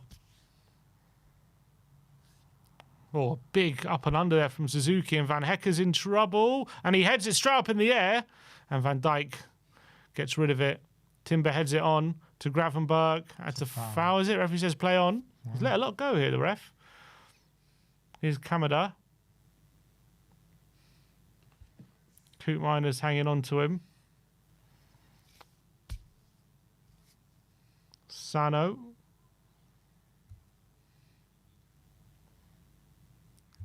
Tomiyasu. Kamada. Ito.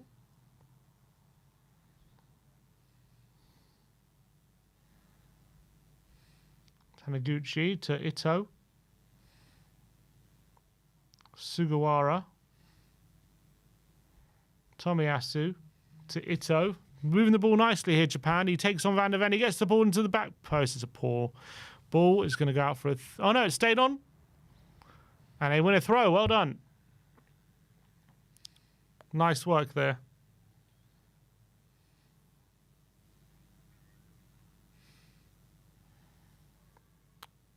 They're playing a lot more adventurous at the moment, Japan, but there's... if Netherlands can get a break on. But you know what? They're finding pockets of space here. Tomiyasu. Sugawara into the box. There's an overhead kick, which is missed. Nowhere near it. Nakamura, though, can he put this in? They're making the run. The ball's in the box. Van der Ven heads it out for a throw-in. Ito. 13 minutes to play. Nice play from De Jong.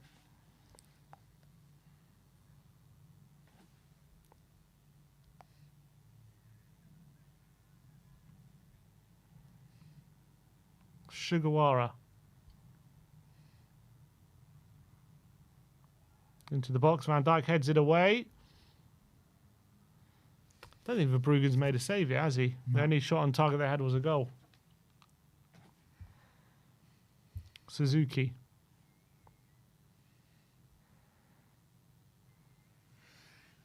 Yes, it's not even counted as a shot on target on here. What isn't? The goal that they scored. No? I'm not sure why. It's not an own goal, though. No. Oh, Timber. Good tackle. Dumfries. Bruggen blasts it out towards Coop Miners. Oh, he loses out, and Japan are back on the attack. Oh, his long pass blocked by Gravenberg.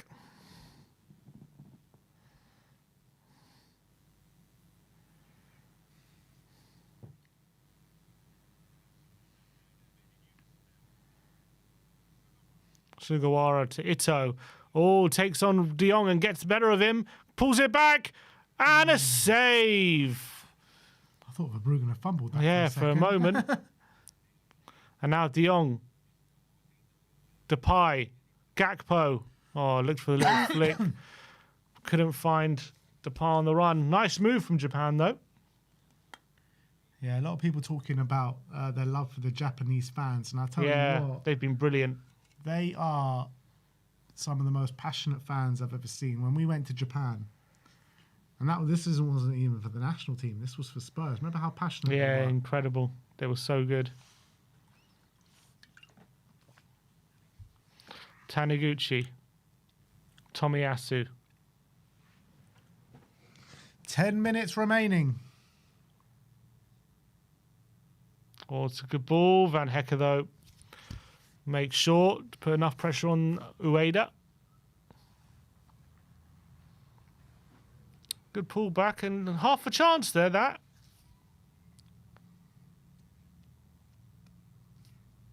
Another sub, Nathan Ake, is set to come on, maybe for Van de Ven, maybe? I just feel like there's going to be one more goal in this game. 8. Gravenberg. They're going to a back 3. So Van de Ven left wing back, or an Ake left wing back. Yeah, I guess Van de Ven.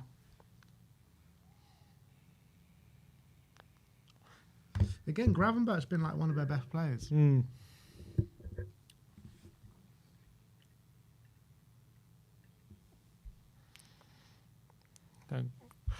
Gravenberg for Nathan Ake. Into the final 10 minutes here, plus probably a decent amount of stoppage time. Oh, given away to Depay.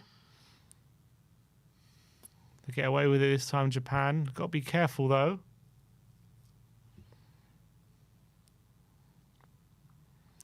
Since the second goal, Japan definitely, the Netherlands are definitely sitting off a bit and inviting that pressure from Japan. Nice ball there. Ito.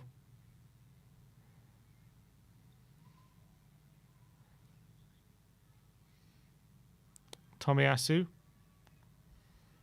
Sugawara. Ito. Oh, lovely flick, but Van Dijk reads it.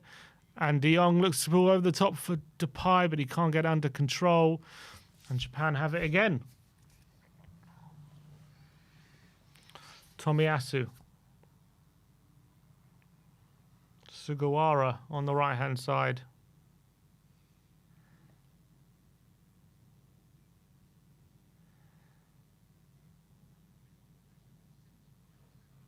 Long ball forward. They just said Japan have had 75% possession since Sunderland scored. Wow.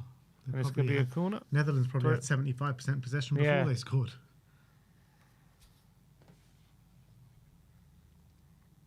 Sugawara. Oh, Tomiyasu can hoist this one in. Oh, and Van Dijk does really well to clear that away. Oh, that's a bad one from Depay. He'll get booked for that. Yeah. That was not a nice one. In the face with his elbow. That was not a nice one from Depay. I tell you what, all VAR, look at that. That could be a bit more. He's looking right at him. That was intentional. He's looking right at him. He's lucky to get away with that one, I think.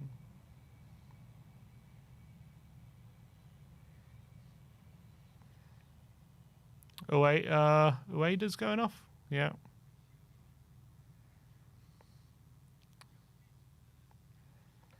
Shogai plays for Wolfsburg.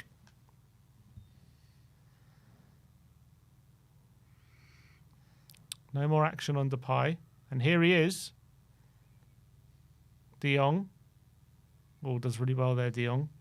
Depay. Flick into De Jong. Foul. Free kick.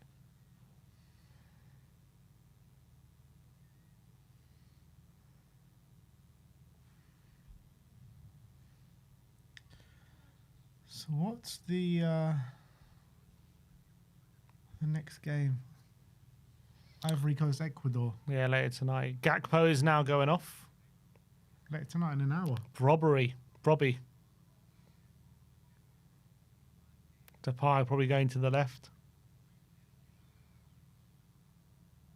For those long balls.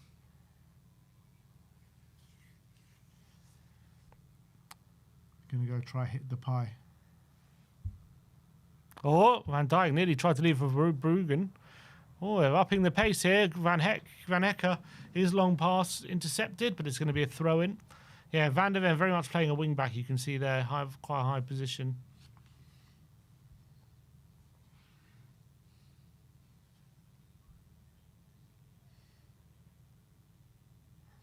Long ball forward. Instant hitting Robbie there. Turns his man. Can he win a corner? He launches it into the box. No one there.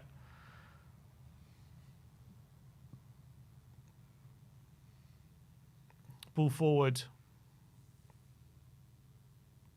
Nice defending from Van Dijk.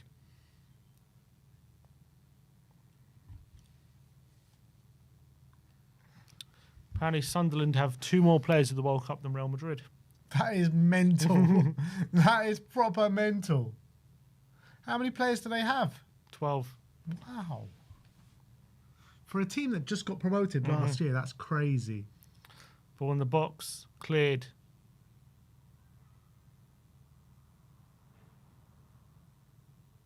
Oh. Japan. Oh, Nakamura Ito's at the back post, though.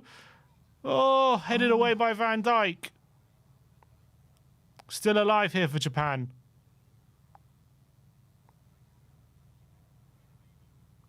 Kamada.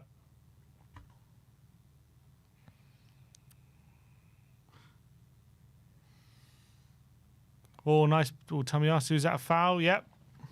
I really think there's a goal coming here for Japan, man.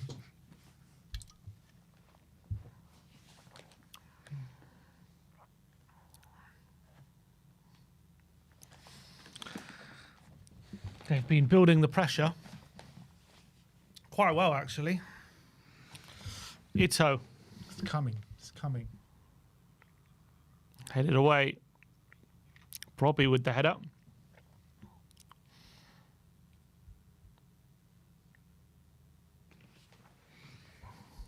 Nakamura into the area. Oh, my word. Van de Ven, I think, heads it away. Tomiyasu. Ito. Cuts inside. He's got a bit of space here, Ito. Nice pass into Kamada. Nine Van de Ven's there to make the challenge.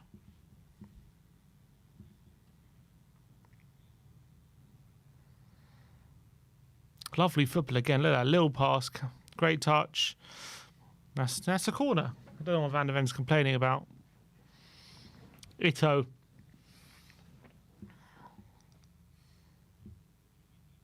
Oh, and that is headed away by De Jong at the near post. Sugawara. Nakamura.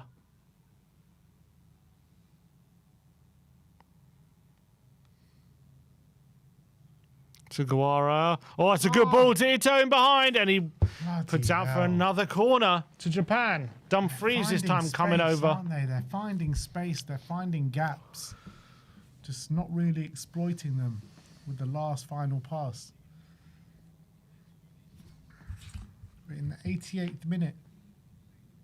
Corner to Japan. Oh, and a header! Oh, it's a goal! It is a goal! It's the number 19! Incredible! Oh my God! A goal from all the talk about set pieces. It's Japan who have just equalised from one. Yeah, I'm sorry, but the Netherlands need to hang their head in shame. The size difference between this team and Japan are scoring from a corner. Nah, come on, man. That is ridiculous. Incredible. What a header that is. Verbruggen got a big hand to it, but he couldn't keep it out. And you know what? They've been building and building this pressure, Japan. They've been upping the possession. They've been asking questions, and there you have it. I tell you what, should Verbruggen be doing better there? Oh, it deflected off Kamada. It's a Kamada goal. Wow. It's deflected. Look at that. Yeah, deflect off Kamada's head. I think Verbruggen will be disappointed. Verbruggen's got 2 hands on that. He'll be disappointed with that, I think. I think he'll be disappointed with that. But what a goal for Japan. And I think it's been deserved in this last 20 minutes. I think it's been deserved. Definitely. I told you. I sense this Japanese goal coming. Just before the 90th minute, Japan have an equaliser. And now what is going to happen? They're both going to settle for a draw, or they're both going to go for it? Let's see. Tell you what, both the Japanese goals come from deflections. Yeah, another deflection. Oh, the referee just over a Japanese player there. So have they given that goal to Kamada? Yeah, they have.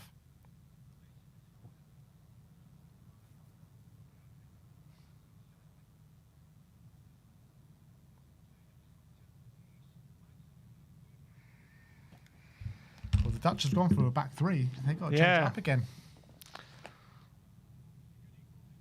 Not exactly what the Dutch didn't want within this situation. 6 minutes to be added on in stoppage time. Is there going to be a winner in this game? There's time for one. You can see by the pressing of the Dutch team, they're not really... Oh, here's Ito. Past Van der Ven. That's going to be a yellow card. Yellow card for Van der Ven. I think, you know what? He's had some struggles at left back, hasn't he, today? I have to say. I don't think he's had his best performance defensively. He's been caught out a few times. I don't really think anyone on this Dutch team has played particularly well. It's not been a good performance from the Dutch. I don't think they've been awful. I think in this last 20 minutes, they've really sat back and invited pressure. I don't think they've been bad today. I don't think they've been bad. They just haven't played well. I'm saying I think Van der Ven has been disappointing at left back. Van Hecker. Verbruggen goes long. Van der Ven loses the header to Sugawara. Now Ito up against Ake. Ake gets the clearance. Now Depay. Can't win it. And was tackled by De Jong. And Japan come away with it.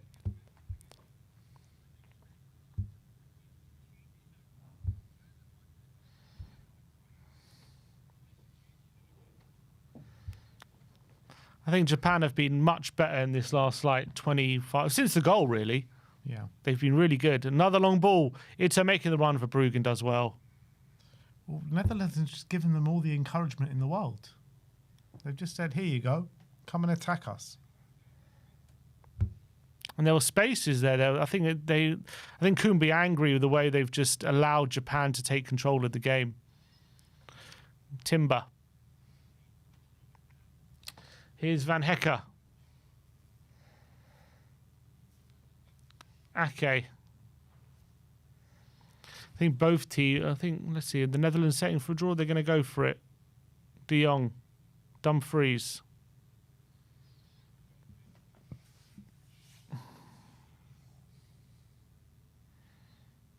De Jong looking for the run, can't find it. There you go, Dumfries. He whips it in. Oh, there's a header at the back post from Mark Koopmeiners over the bar. Good defending from Japan.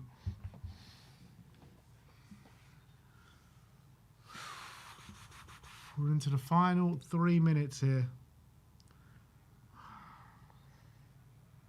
I don't know if there's going to be another goal here. Here's De Jong.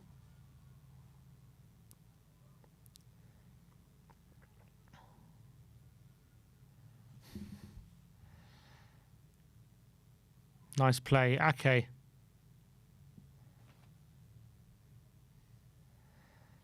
Frankie de Jong. To Dumfries. They do have a target in the middle to aim at now with Brobby there. He's going to take on Nakamura. And he... Support cross. And Suzuki goes down on the floor. I think he's... Long ball forward from Suzuki. He just plays it straight out of play. Bloody hell.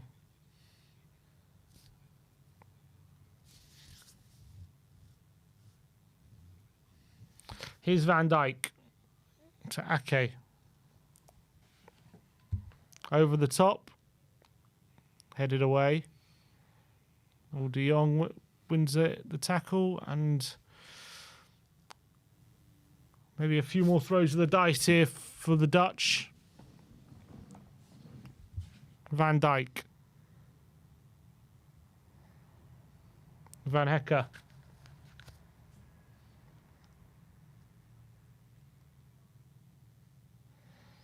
Van Dijk. Ake. Van der Ven.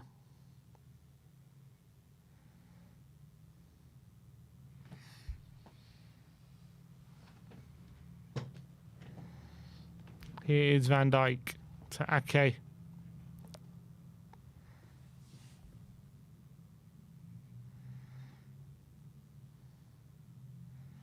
Switch of play from that's a good ball there. Van Dijk and now Dumfries. Oh, Timber making the run. He's in behind. He pulls it back. Good defending again from Japan. Clearance blocked. It's going to be a throw. No, it's not. I think this is it. This is it. Final minute of the game. Here's De Jong. Over the top. Good defending again. They've defended well. Flew in the air, that defender. The leap. Van Hecke comes charging in. Timber. He's got a bit of space there, Depay. Timber. Quinton Timber. Oh, he's ball into the boxes. Keep it alive. Van der Vens. Put the afterburners to keep it alive. Into the box. Depay. Oh, loses out. Could Japan win it here? Breakaway.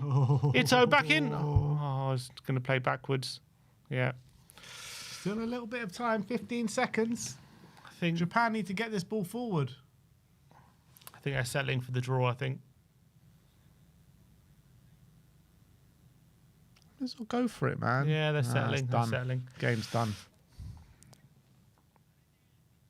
Game over. Full time, 2-2.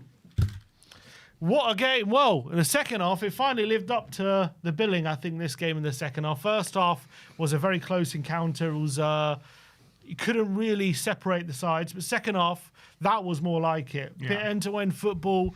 The Dutch took the lead with a really good header from Van Dijk, which is, we're all saying, that's probably their best route to goal. Japan didn't let that affect them. Equalised straight away with Nakamura after a slight deflection from Van Hecke. The Netherlands then took the lead again 10 minutes later with a really great team goal finished by Somerville, an excellent finish on his left foot. And Japan, for the last 25 minutes, were huffing and puffing, keeping all the possession. The Netherlands just allowed them into the game, and they got their reward in the 90th minute with a header from a corner in off Kamada. Verbruggen probably won't be happy with his part in the goal. But I think 2-2 is probably a fair result. Yeah, I think so. I wasn't really overly impressed with either side, to be honest. I think I've seen Japan play better than they played today. I've seen the Netherlands play a lot better than what they played today. But I think it played out to a decent second. I mean, the first half was terrible in terms of a spectacle. But second half definitely got a lot better. I don't think there were too many outstanding performances for the Dutch. Japan just played nicely as a team together in that second half. And I did feel a little bit when they went to three at the back, it kind of gave the onus to Japan to really, attack them at will. And I feel like that's what might have lost them the game. I know the goal comes from a set piece, but I think that tactical change by Koeman, just didn't do them the best.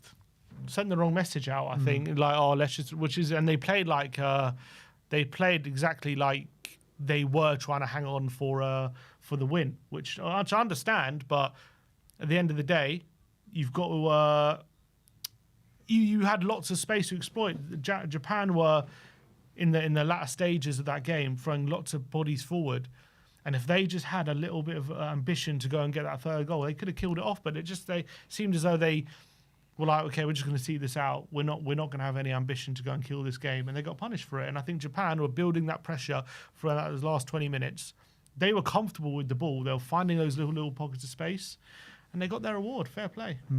Well, my prediction came through. Nearly absolutely spot on. I said 2-2 with Van Dijk and Reinders scoring. Yeah, not bad. It was 2-2 with Van Dijk and Somerville scoring. So not bad at all. But in terms of World Cup coverage, that is going to be it from us tonight. There is still more to come from We Are Tottenham TV tonight, as we're going to get into a Tottenham update very, very soon. But 2 more games this evening. Ivory Coast play Ecuador in about an hour's time. Then at 3 in the morning, you've got Sweden, Tunisia. And then tomorrow at 5 o'clock, you've got Spain, Cape Verde. 8 o'clock is Belgium, Egypt. 11 o'clock is Saudi, Uruguay. And then 2 in the morning is Iran, New Zealand. Who's staying up to 2 in the morning to watch Iran, New Zealand tomorrow? Can't rule it out. All right, let's get it cracking. Who wants some Tottenham transfer news? I know you guys are gagging for it. Come on. Who wants a Tottenham update, people? Let us know in the comment section below. We're on 98 likes. Get to 100 likes. We'll give you an update. 2 more likes to go. All right, let's get into it. Tottenham update.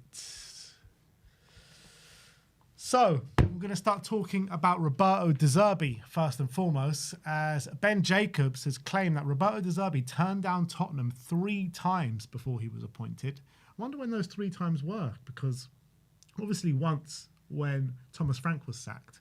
When do you think the other 2 times were? Probably during that time. What, 3? He turned us down 3 times in the space of a few days. Probably. No, I'm saying probably after he was sacked, and then, well, first of all, I reckon maybe when we were talking to Frank after Andrew was sacked, he was on our list, wasn't he? So maybe that was one of the times, because he was only a year into Marseille. Maybe he didn't want to leave. I reckon next time was when Frank was sacked, and I think another time was maybe during the Tudors' tenure at some point, where they were like, okay, this is going wrong. Right there. Yeah. I think you're right. Also, it has been claimed that Roberto De Zerbi feels that privately that Tottenham should be competing for the Champions League spots next season. Ben Jacobs did say that he feels that he's not going to put pressure on his players and come out with it publicly, but privately in his inner circle, he is telling people we should be challenging for the Champions League spots next season. Well, Ben Jacobs just made it public, so cheers for that, Ben. You know, he wanted to keep that under wraps, but not anymore. But yeah, look, for me, that doesn't surprise me whatsoever. De Zerbi is a very positive guy. Look how he spoke about the relegation fight and all that kind of stuff. He didn't beat around the bush. Oh, we can win 5 out of 5. Oh, you know, of course we're 100% going to be in the league. You know, he was so positive throughout that whole time, and it doesn't surprise me. And I think it's true as well. I mean, we just saw it this last season with Man United. He said with the right investment, we can compete for Champions League football. And I think that's true with a lot of clubs. Especially the big 6 clubs. Yeah, if you get it right, because we have a lot of money to spend, if you get it right, you can change things very quickly. Man United went from 15th to 3rd. It can happen. Leicester went from 17th to league winners.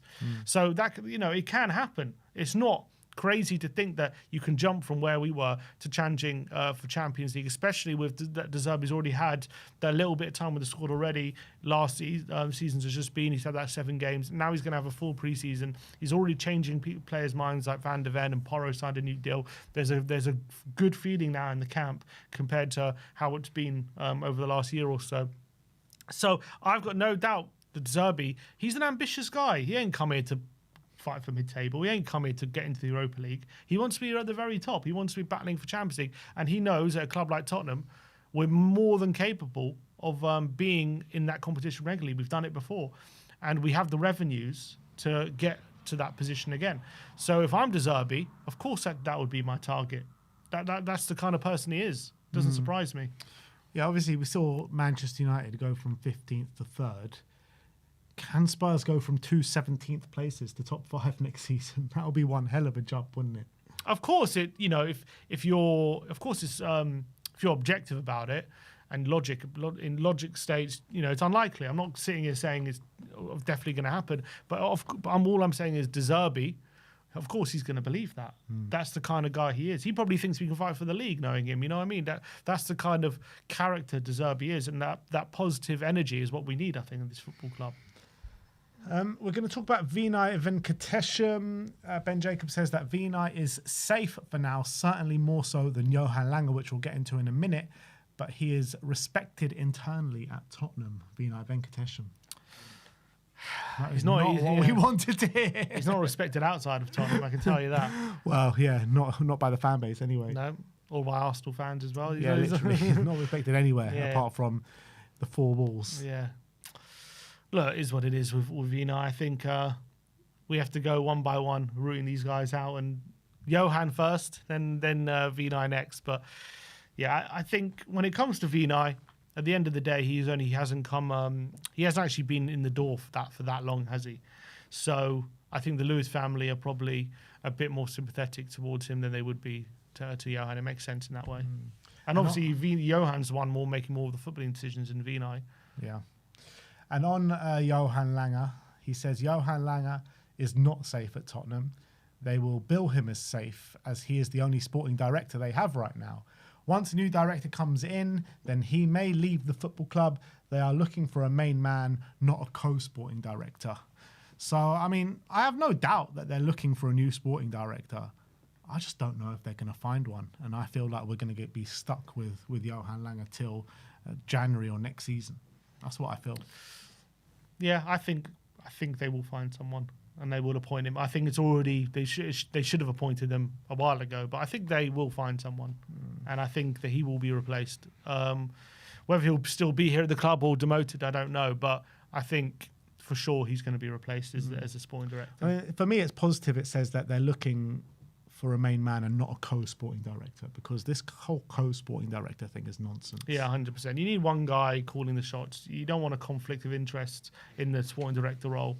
And I don't think Johan should be having any say, to be honest, in that kind of stuff. He's already screwed things up so much. We need him away from the decision making. But it's interesting yet they're saying they're kind of billing him as safe, but he's not safe. And I think that makes a lot of sense, because right now there is work to be done. But also then billing him as safe, that if they don't find the guy that they're looking for, then they can just say, oh, the plan was always to stick with Johan Lange. Of course. Look, Johan's not stupid as well. I'm sure he knows his job's on the line here. Yeah. In terms of what Spurs are looking for in this summer transfer window, Ben Jacobs says Spurs are expected to make 7 signings this summer window. 7? He says they're looking for a new goalkeeper, a new centre-back, Paulinho, or another midfielder expected, and Spurs want a left winger and a forward. He did go on later to say that Spurs could sign João Paulinho plus another midfielder as well. 7 signings. Last time we did that, the Magnificent 7, replacing Gareth Bale, worked out marvellously, didn't it? Yeah. But look, obviously, it's positive. That's what we want to hear. They're obviously saying all the right things at the moment. We're putting football first. We're going to make all these signings. We're going to invest. We're going to hire the wage bill. All these kind of things. Obviously, we'll have to believe them when we see it. But I think in terms of the list, yeah, I think those are all the positions that we've been talking about. Obviously, that would mean as well a hell of a lot of departures. But yeah, maybe there will be some surprise departures. We'll have to wait and see. In terms of the goalkeeper, did Bart Verbruggen? Yeah, I have to say, he wasn't impressive today, was he? Should have saved the last goal for one time with on the ball Japan. under the pressure. He put it out of play as well. He did. No, I think all goalkeepers can do that when they're under pressure, but it's about how regularly you do it. But I think, I think I'd be more worried about that goal he conceded, because he got 2 hands on it. It was weak. Very weak wrists. I would expect my keeper to save that. Yeah. Let's get into specifics now, and let's start off talking about Luka Vuskovic. Ben Jacobs says that Tottenham are not inclined to sell and rate Luka Vuskovic highly. The valuation Spurs has is 60 million, and Brighton have only offered 30 million, which was rejected. Luka is not pushing to leave Tottenham this summer. He wants game time or he wants to go unless he can get a Premier League loan to Brighton with a guarantee to come back and play next season at Tottenham Hotspur. So, look, the guy just wants to play. That's all it comes down to right now with Luka Vuskovic. It's not about where Spurs are at. It's not about where Brighton are at. He wants to play, and he wants to play at the highest level, and who can blame him? Yeah, and this is all we've been saying, isn't it? It's pretty obvious his stance, and I think anyone kind of getting fed up with him or anything like that, I think is aiming their anger in the wrong direction, because yes, Vuskovic is making maybe some noise, or it's frustrating. We keep having these conversations, but at the end of the day, it's because number one, he's very good and he's very ambitious and very smart, and he's got a good head on his shoulders, and he knows what's best for his development. It's not about where he plays, it's that he plays, and that's the best thing for him. So if he's got a chance to go to Brighton, playing at the Premier League top level regularly for a team who are known for developing players, I mean, why wouldn't he want that? Of course, if we're offering him first team football and we're offering him a chance to develop at our place, and we're guaranteeing him a certain amount of minutes, I'm sure he would want to stay here, but we're not. The problem is that, I guess the problem for Tottenham right now is he wants a guarantee. He's saying he'll go on loan for this year, but then he wants a guarantee of playing next year. And if we sign Van Hecke, is that guarantee going to be there? Can't say that it is. So it's a very difficult situation about what we do with Luka Vuskovic right now. For me, I would potentially sanction a multi-year loan if possible, and maybe there'll be a team receptive to that. And go. I mean, I would love it to be someone like Brighton. Go there, develop, become a really good defender, and then when you're like 21 and maybe completely ready to be like a player, maybe even at Champions League level kind of player, starting every week, then maybe you bring him in and you look at the defenders that you have. But right now, this is what I've been saying about De Zerbi. He wants Champions League football next season.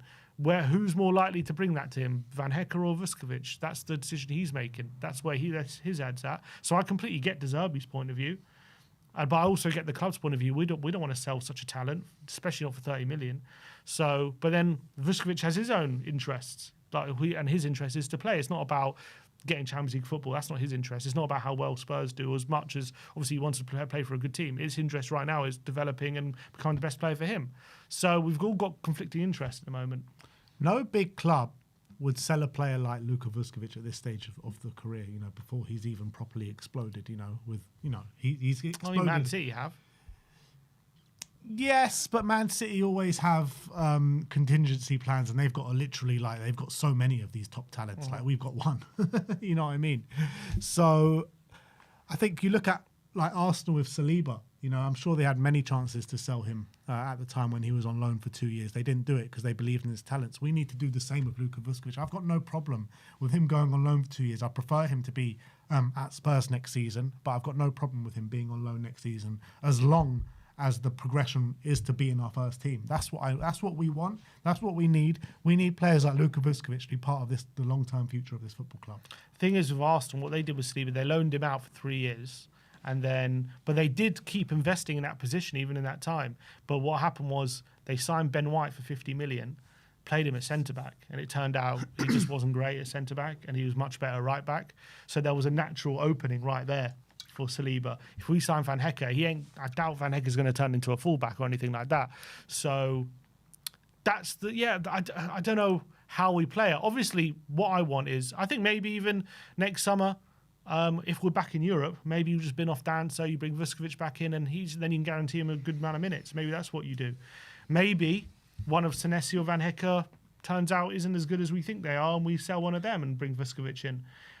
You never know what's going to happen in football, do you? A year's a long time in football. Things happen very, very quickly. So, obviously, for me, I don't think we should sell Vuskovic unless we sell him like Madrid do and get a reasonable buyback, which someone would agree to. That's the only way I'll do it. But for me, he should be considered unsellable. The only way we should be open to letting him go, but not permanently 100%. For a small fee. 100%. You've got to find a club that is willing to aid his development and take him on loan for 2 years. Like Arsenal obviously sent Saliba to Marseille. Well, they sent him on 3 different teams. Saliba went to Marseille for 2 years, didn't he? It was Nice, Saint Etienne, and Marseille. So he went on loan for 4 years? 3 years. But he was at Marseille for 2 years, wasn't he? I think just one, because they signed him in 2019, and he went to. Was he not at Marseille for 2 years? Saint Etienne, unless he actually maybe signed from Saint Etienne. Maybe it was Marseille. He signed from them. So maybe it was Nice and then Marseille for 2 years. Yeah, that makes more sense. That makes more sense. So that's what we need to try with Luka Vuskovic, but we want him to play in the Premier League ideally. But I can't see unless it's like one of the promoted clubs or something like that.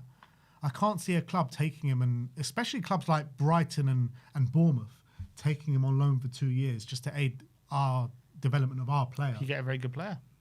You do get a very good player, but that's just not their model. They buy for cheap and sell for expensive. They're not in the business of developing other teams' players. I understand that, but sometimes when a player like Vuskovic comes along, maybe it's just a great opportunity that they don't want to turn down to have a player like that playing for them, and maybe they back themselves to think, if we get him in our doors, maybe we could convince him to come permanently at some point. Maybe that's what they're thinking. What about sending him to like Coventry under Frank Lampard? That's also an option. I would prefer him to play at a team where I know they're going to be playing a certain brand of football. And with the promoted teams, you can't really guarantee that. I know he did it in the Championship, but who knows maybe they'll change it up in the Premier League. I would rather he goes to like a Dortmund or something like that. Yeah. Someone who again, maybe like Atalanta or something, somewhere they're going to be playing attacking football. Well, we'll see how this one plays out, but for one thing certain, we cannot sell Luka Vuskovic. You can loan him for 1 year, loan him for 2 years. Do not sell the guy. That's all I'm saying.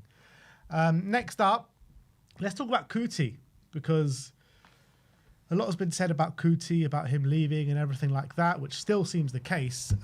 But Ben Jacobs has given us an insight on how Tottenham value Coutinho Romero, and he says Tottenham value Coutinho Romero at 70 to 80 million. However, the buying clubs are looking at between 50 and 60 million, and no bids have come in as of yet. What's interesting when listening to what he said, if you actually listen to the actual quote, he said buying clubs value him at 50, but internal Tottenham sources have reportedly laughed at that transfer fee.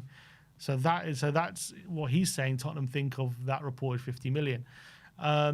Now, as we've said, I agree his value. If things were different, if he was settled, playing well, Tottenham weren't willing to sell, all that kind of stuff, he didn't want to leave, you're probably looking at a 70 to 80 million pound player for sure to get him out of Tottenham or to make us think about it. But given the circumstances, given that we seem open to selling, given that he seems to want to go, then obviously that weakens our position, and the price goes down. If you don't want to keep him, then you have to be willing to negotiate. You have to be quite movable on the price. So I don't think, obviously, we're going to stick to 70 million. As much as maybe on the face of it, that will be our price. That price will drop. I envisage it will be close to 50 million he'll go. Maybe a bit, maybe 55, something like that. It's mad to think, though, that Romero will go for 50 million with multiple years left in his contract, and Van Hecker with 1 year left in his deal is going to go for pretty much the same price. Is that not crazy? Yeah, it is crazy. I think, but again, it's Van Hecker's. Obviously, Van Hecker also doesn't want to, wants to leave, and apparently only wants Spurs. So in theory, does leave us in a strong position. So I think if we really wanted, we could drive that price down, I would think. But you're only worth as much as someone's willing to pay at the end of the day. Exactly. So I think there will be teams willing to go for Romero. I think right now he's at the World Cup. I think he's clearly going to be very focused on that with Argentina. So it's probably very quiet right now. There will be movement for him. I think he'll go. I think there'll be a bid of around 55 to 60, maybe 55 plus add-on, something like that. So off the... It'll be interesting to see what happens if there really isn't any interest at that price. Like, do we loan him out? Do we keep him? What do we do in that scenario? It'll be very interesting. You could loan him out with an option to buy of 60 million, 65 million, something like that. On Solanke, a few rumours of him leaving, but Ben Jacobs says that Solanke is liked by De Zerbi and he expects a big return from him once he is fit. They are working on wide attacker right now before looking at the striker next. So Solanke firmly in Roberto De Zerbi's plans, it seems. Yeah, and that doesn't surprise me. As I've said, I think Solanke gets a bad rap from the fan base because I think for most of his Tottenham career, he's been injured and we haven't really seen the best of him, and he's always come back from injury, and I don't think we fully appreciate what he does do. I think we're also focused on he's not the best finisher and what he doesn't do, but I think what he does do is really, really high level, and I think De Zerbi would like him. He's physical, he's an amazing presser. Obviously he can score goals, but he's just not the best finisher. He needs chances put on a plate for him, essentially, which is fine. And I think we could do with a bit of a killer in the box and someone who's a better finisher. But I think he has his value. I think he's a good player, and I think unfortunately for him, it's just been a weird career at Tottenham for him. You know, we've been 17th twice. He's had his injuries when he came without any injury problems. Yeah. There's just been it's not quite got going for him. But I think when you watch him play, you can see there's a good player there, in my opinion, when he's 100% fully fit. Also, sometimes he comes back and he's off his game. He's off the pace. He's not quite on it, and he gets bullied too much and stuff. But when he's fully fit and he's firing, he's hard to get the ball off, isn't he? He backs into defenders and they struggle against him. And that's the Solanke we need back. And I think that's the Solanke maybe he sees in training. So I expect him to stay. I think Rishi's obviously, going to go. And then there's room for another, hopefully, big signing up front. Yeah. I feel like with Solanke, obviously this year, last year he had his injury problems. This year it's just been the season from hell for him. We've barely seen him. He was out pretty much the whole season. And then he came back. He had a bit of a good stint, and then he was really poor pretty much for the rest of the season. So I do want to give Solanke another year, see him come back pre-season fit, see him actually play out a season for us and see how it goes. But if these injury problems persist next season, then I think we're going to have to give him one more year. But this is a player that we know shouldn't have injury problems. You know what I mean? But last 2 seasons has been blighted with injuries. I understand that, but is that because he's an injury-prone player, or is that because either we're doing something wrong, or he's just been unlucky? Like, we don't know. But what we know is before Tottenham, he had a pretty perfect injury record. Yeah. So I don't think we've just got an injury-prone player on our hands. That's not what I think. Yeah, but look, we'll have to wait and see how next season plays out. But if he does have those injury problems again next season, that's 3 years now of constant injuries. So can we keep just trying to get the best out of him, or do we have to cut our losses and go somewhere else? Look, they'll have to do that analysis internally as to why why it keeps happening. Is it because he has some problem that's just going to keep coming back and we can't do anything about it, or has he just been unlucky? We have to do that internal analysis. Pedro Porro, obviously, he signed his new contract today, and Ben Jacobs says that Atletico Madrid and Bayern Munich both held formative talks with Porro's camp. However, Porro did make it clear to Tottenham that if they stayed up, he would sign that new contract. So, Wow. Batting away Bayern Munich, batting away Atletico Madrid, Man City were there as well. He only wanted Tottenham. He only wanted Tottenham. I mean, that must be De Zerbi's influence. It must be, because there's no way he would have said that if De Zerbi wasn't at the helm. So, big up to him. I'm delighted. We spoke about it before, but he's a top player, good top mentality as well. I really believe he cares about this club, and I'm just delighted that he's decided to stay on. And I think, again, he gets a bad rap from a lot of fans, in my opinion, because maybe sometimes he can't defend as well as other players. But if you can't see what he brings, I don't know. I don't know what people are watching. Yeah, a lot's been made out of his defensive work, but I feel like he's always getting better. You know, how many times, especially in like the last 7 games, did he put on top defensive displays for us? You know, I think his defending and his defensive work goes under the radar sometimes. I agree. And I think, hopefully, if he can share the burden with Spence, then he's not going to be out on his feet every bloody game as well. And he plays every minute of every game. He's relentless, and I love him for that. But sometimes that leads to him, clearly, you can see, like, he can't keep up those energy levels for as long as he maybe should. And maybe next season, Robertson now there, Spence could help him out a bit. Yeah. And maybe we see a fresher Porro. Yeah, completely agree. But it's massive for us to retain the services of Pedro Porro. It really is, in my opinion. Let's get into some potential incomings. Let's start off with Savinho. All gone quiet on that front. Ben Jacobs says it's all down to one man, and that is Ferran Soriano, who is the Man City executive that blocked the move last summer. So it's all down to him, and I'm blocking the move for Savinho. The player terms and finances have never been an issue. It's all down to the City board if they give the green light, and then the deal will get done. So it's all down to Ferran Soriano. Which is, you know, why they find so hard to keep him, because clearly he still values his talent. Think there's a real player in there, which is obviously interesting from that point of view. But usually, if the player wants to move, if the fee's not an issue, if the wage aren't an issue, usually those things get done. But I don't think they'll want to keep him against his will for a second season in a row, because he already missed out on the World Cup because he stayed. He would think that anyway. He probably thinks if I went to Tottenham, showed what I can do, maybe I'd be at that World Cup. And he's probably a bit angry at the situation. So I think it's probably time for him to just get a new start. So I think it's good heading in the right direction. But let's see what how stubborn this City director is. It has gone awfully quiet though, hasn't it? Since the season ticket renewal deadline slammed shut. That's the reality. We'll see. Yeah. There's been no updates on it whatsoever. Yeah. But look, these are big multi-million-pound deals. Some of them happen very quickly. Some of them take time. We'll see what happens. Next up, a new name added into the mix, and he goes by the name of Liam Delap of Chelsea. Tottenham are one of several Premier League clubs, alongside Newcastle and Everton, that are interested in Chelsea's Liam Delap.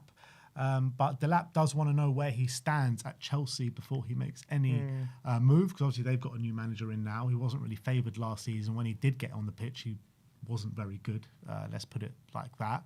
But he did show in the Premier League what he can do at Ipswich the season before. You know, had a stunning season, which, you know, got Chelsea to sign him. So where would you be at with Liam Delap? Would you be interested in signing him? I like some of what he does. I don't think he is a killer in front of goal. I don't think he's scored quite a lot of goals this season before, didn't he? He got like 10. He was good. Was it only 10? I thought it was more than that. Was it 10? Something 10 to 15. I don't think it was as high as 15. Like, I think it was around 10, 11, something like that. I'm not saying it was look, for Ipswich, it's a good amount. I'm not saying he had a bad season whatsoever. And he scored some good goals. 12 goals, yeah. 14 goal contributions. But, like, a lot of them were, like, stunning goals. I'm not saying I'm not saying it's a bad thing. I'm just saying you watch the goals, a lot of them are, he would get the ball, far away from goal, find a yard of space and then just smash it. And, like, he has a great shot on him, but in terms of, he definitely benefited from the fact that everyone was just like going to Ipswich, and he would, similar to Igor Thiago, but he scored very different kind of goals to Igor Thiago. Was it not like he took like half a season to get to, and then the second half of the season he just exploded a little bit? Or am I mistaken it? He had a bit of a slow start, but he was pretty good. He's a good player. He's obviously been a disaster at Chelsea. From when I've seen him, I've not been impressed. And in fact, he's been so eager to do stuff. He keeps getting bookings and yellows and even he was reds. doing that at Ipswich as well. Yeah, I know, but he's very liable for those kind of things. I don't think he's that kind of predatory striker, in my opinion. He's kind of like a scorer of great goals, but not really a great goal scorer.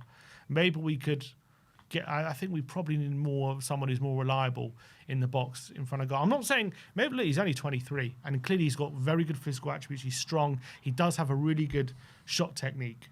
But I just feel like he's not one of those players who I think would get you 20 goals. It's interesting as well, like how we look at things, because at the end of last season, everyone would have said they wanted Liam Delap. And now he's gone to Chelsea and stunk it out a little bit. Now nobody wants him. But like a year ago, everyone was clamouring for Liam Delap, weren't they? Yeah, I think at the moment, strikers are a rare commodity. So I think when you've got someone like Delap who did score a decent amount at Ipswich, relegated to Ipswich, it picks up your ears, especially at that age as well. You're thinking, wow, this guy is super talented. I'm not saying he isn't.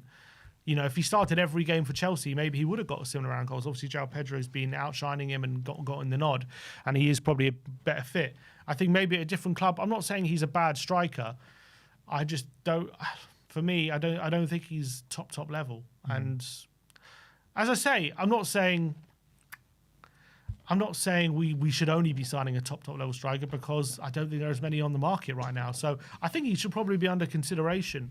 But again, I said it before, like if we all got Guirassy or something, I'd rather that right now, and then wait for the striker market to open up a bit, because right now if we're going to buy Delap for 40 million, you know what? Do we only give him a season, you know, and then you want to sell him again? I'd rather just not sign him. Maybe he comes in, hits the ground running, he's amazing. I just don't know if that's going to happen. Yeah. Yeah, I kind of agree, to be honest. I don't know if I'm so up for Liam Delap, and I'd much rather sign Guirassy.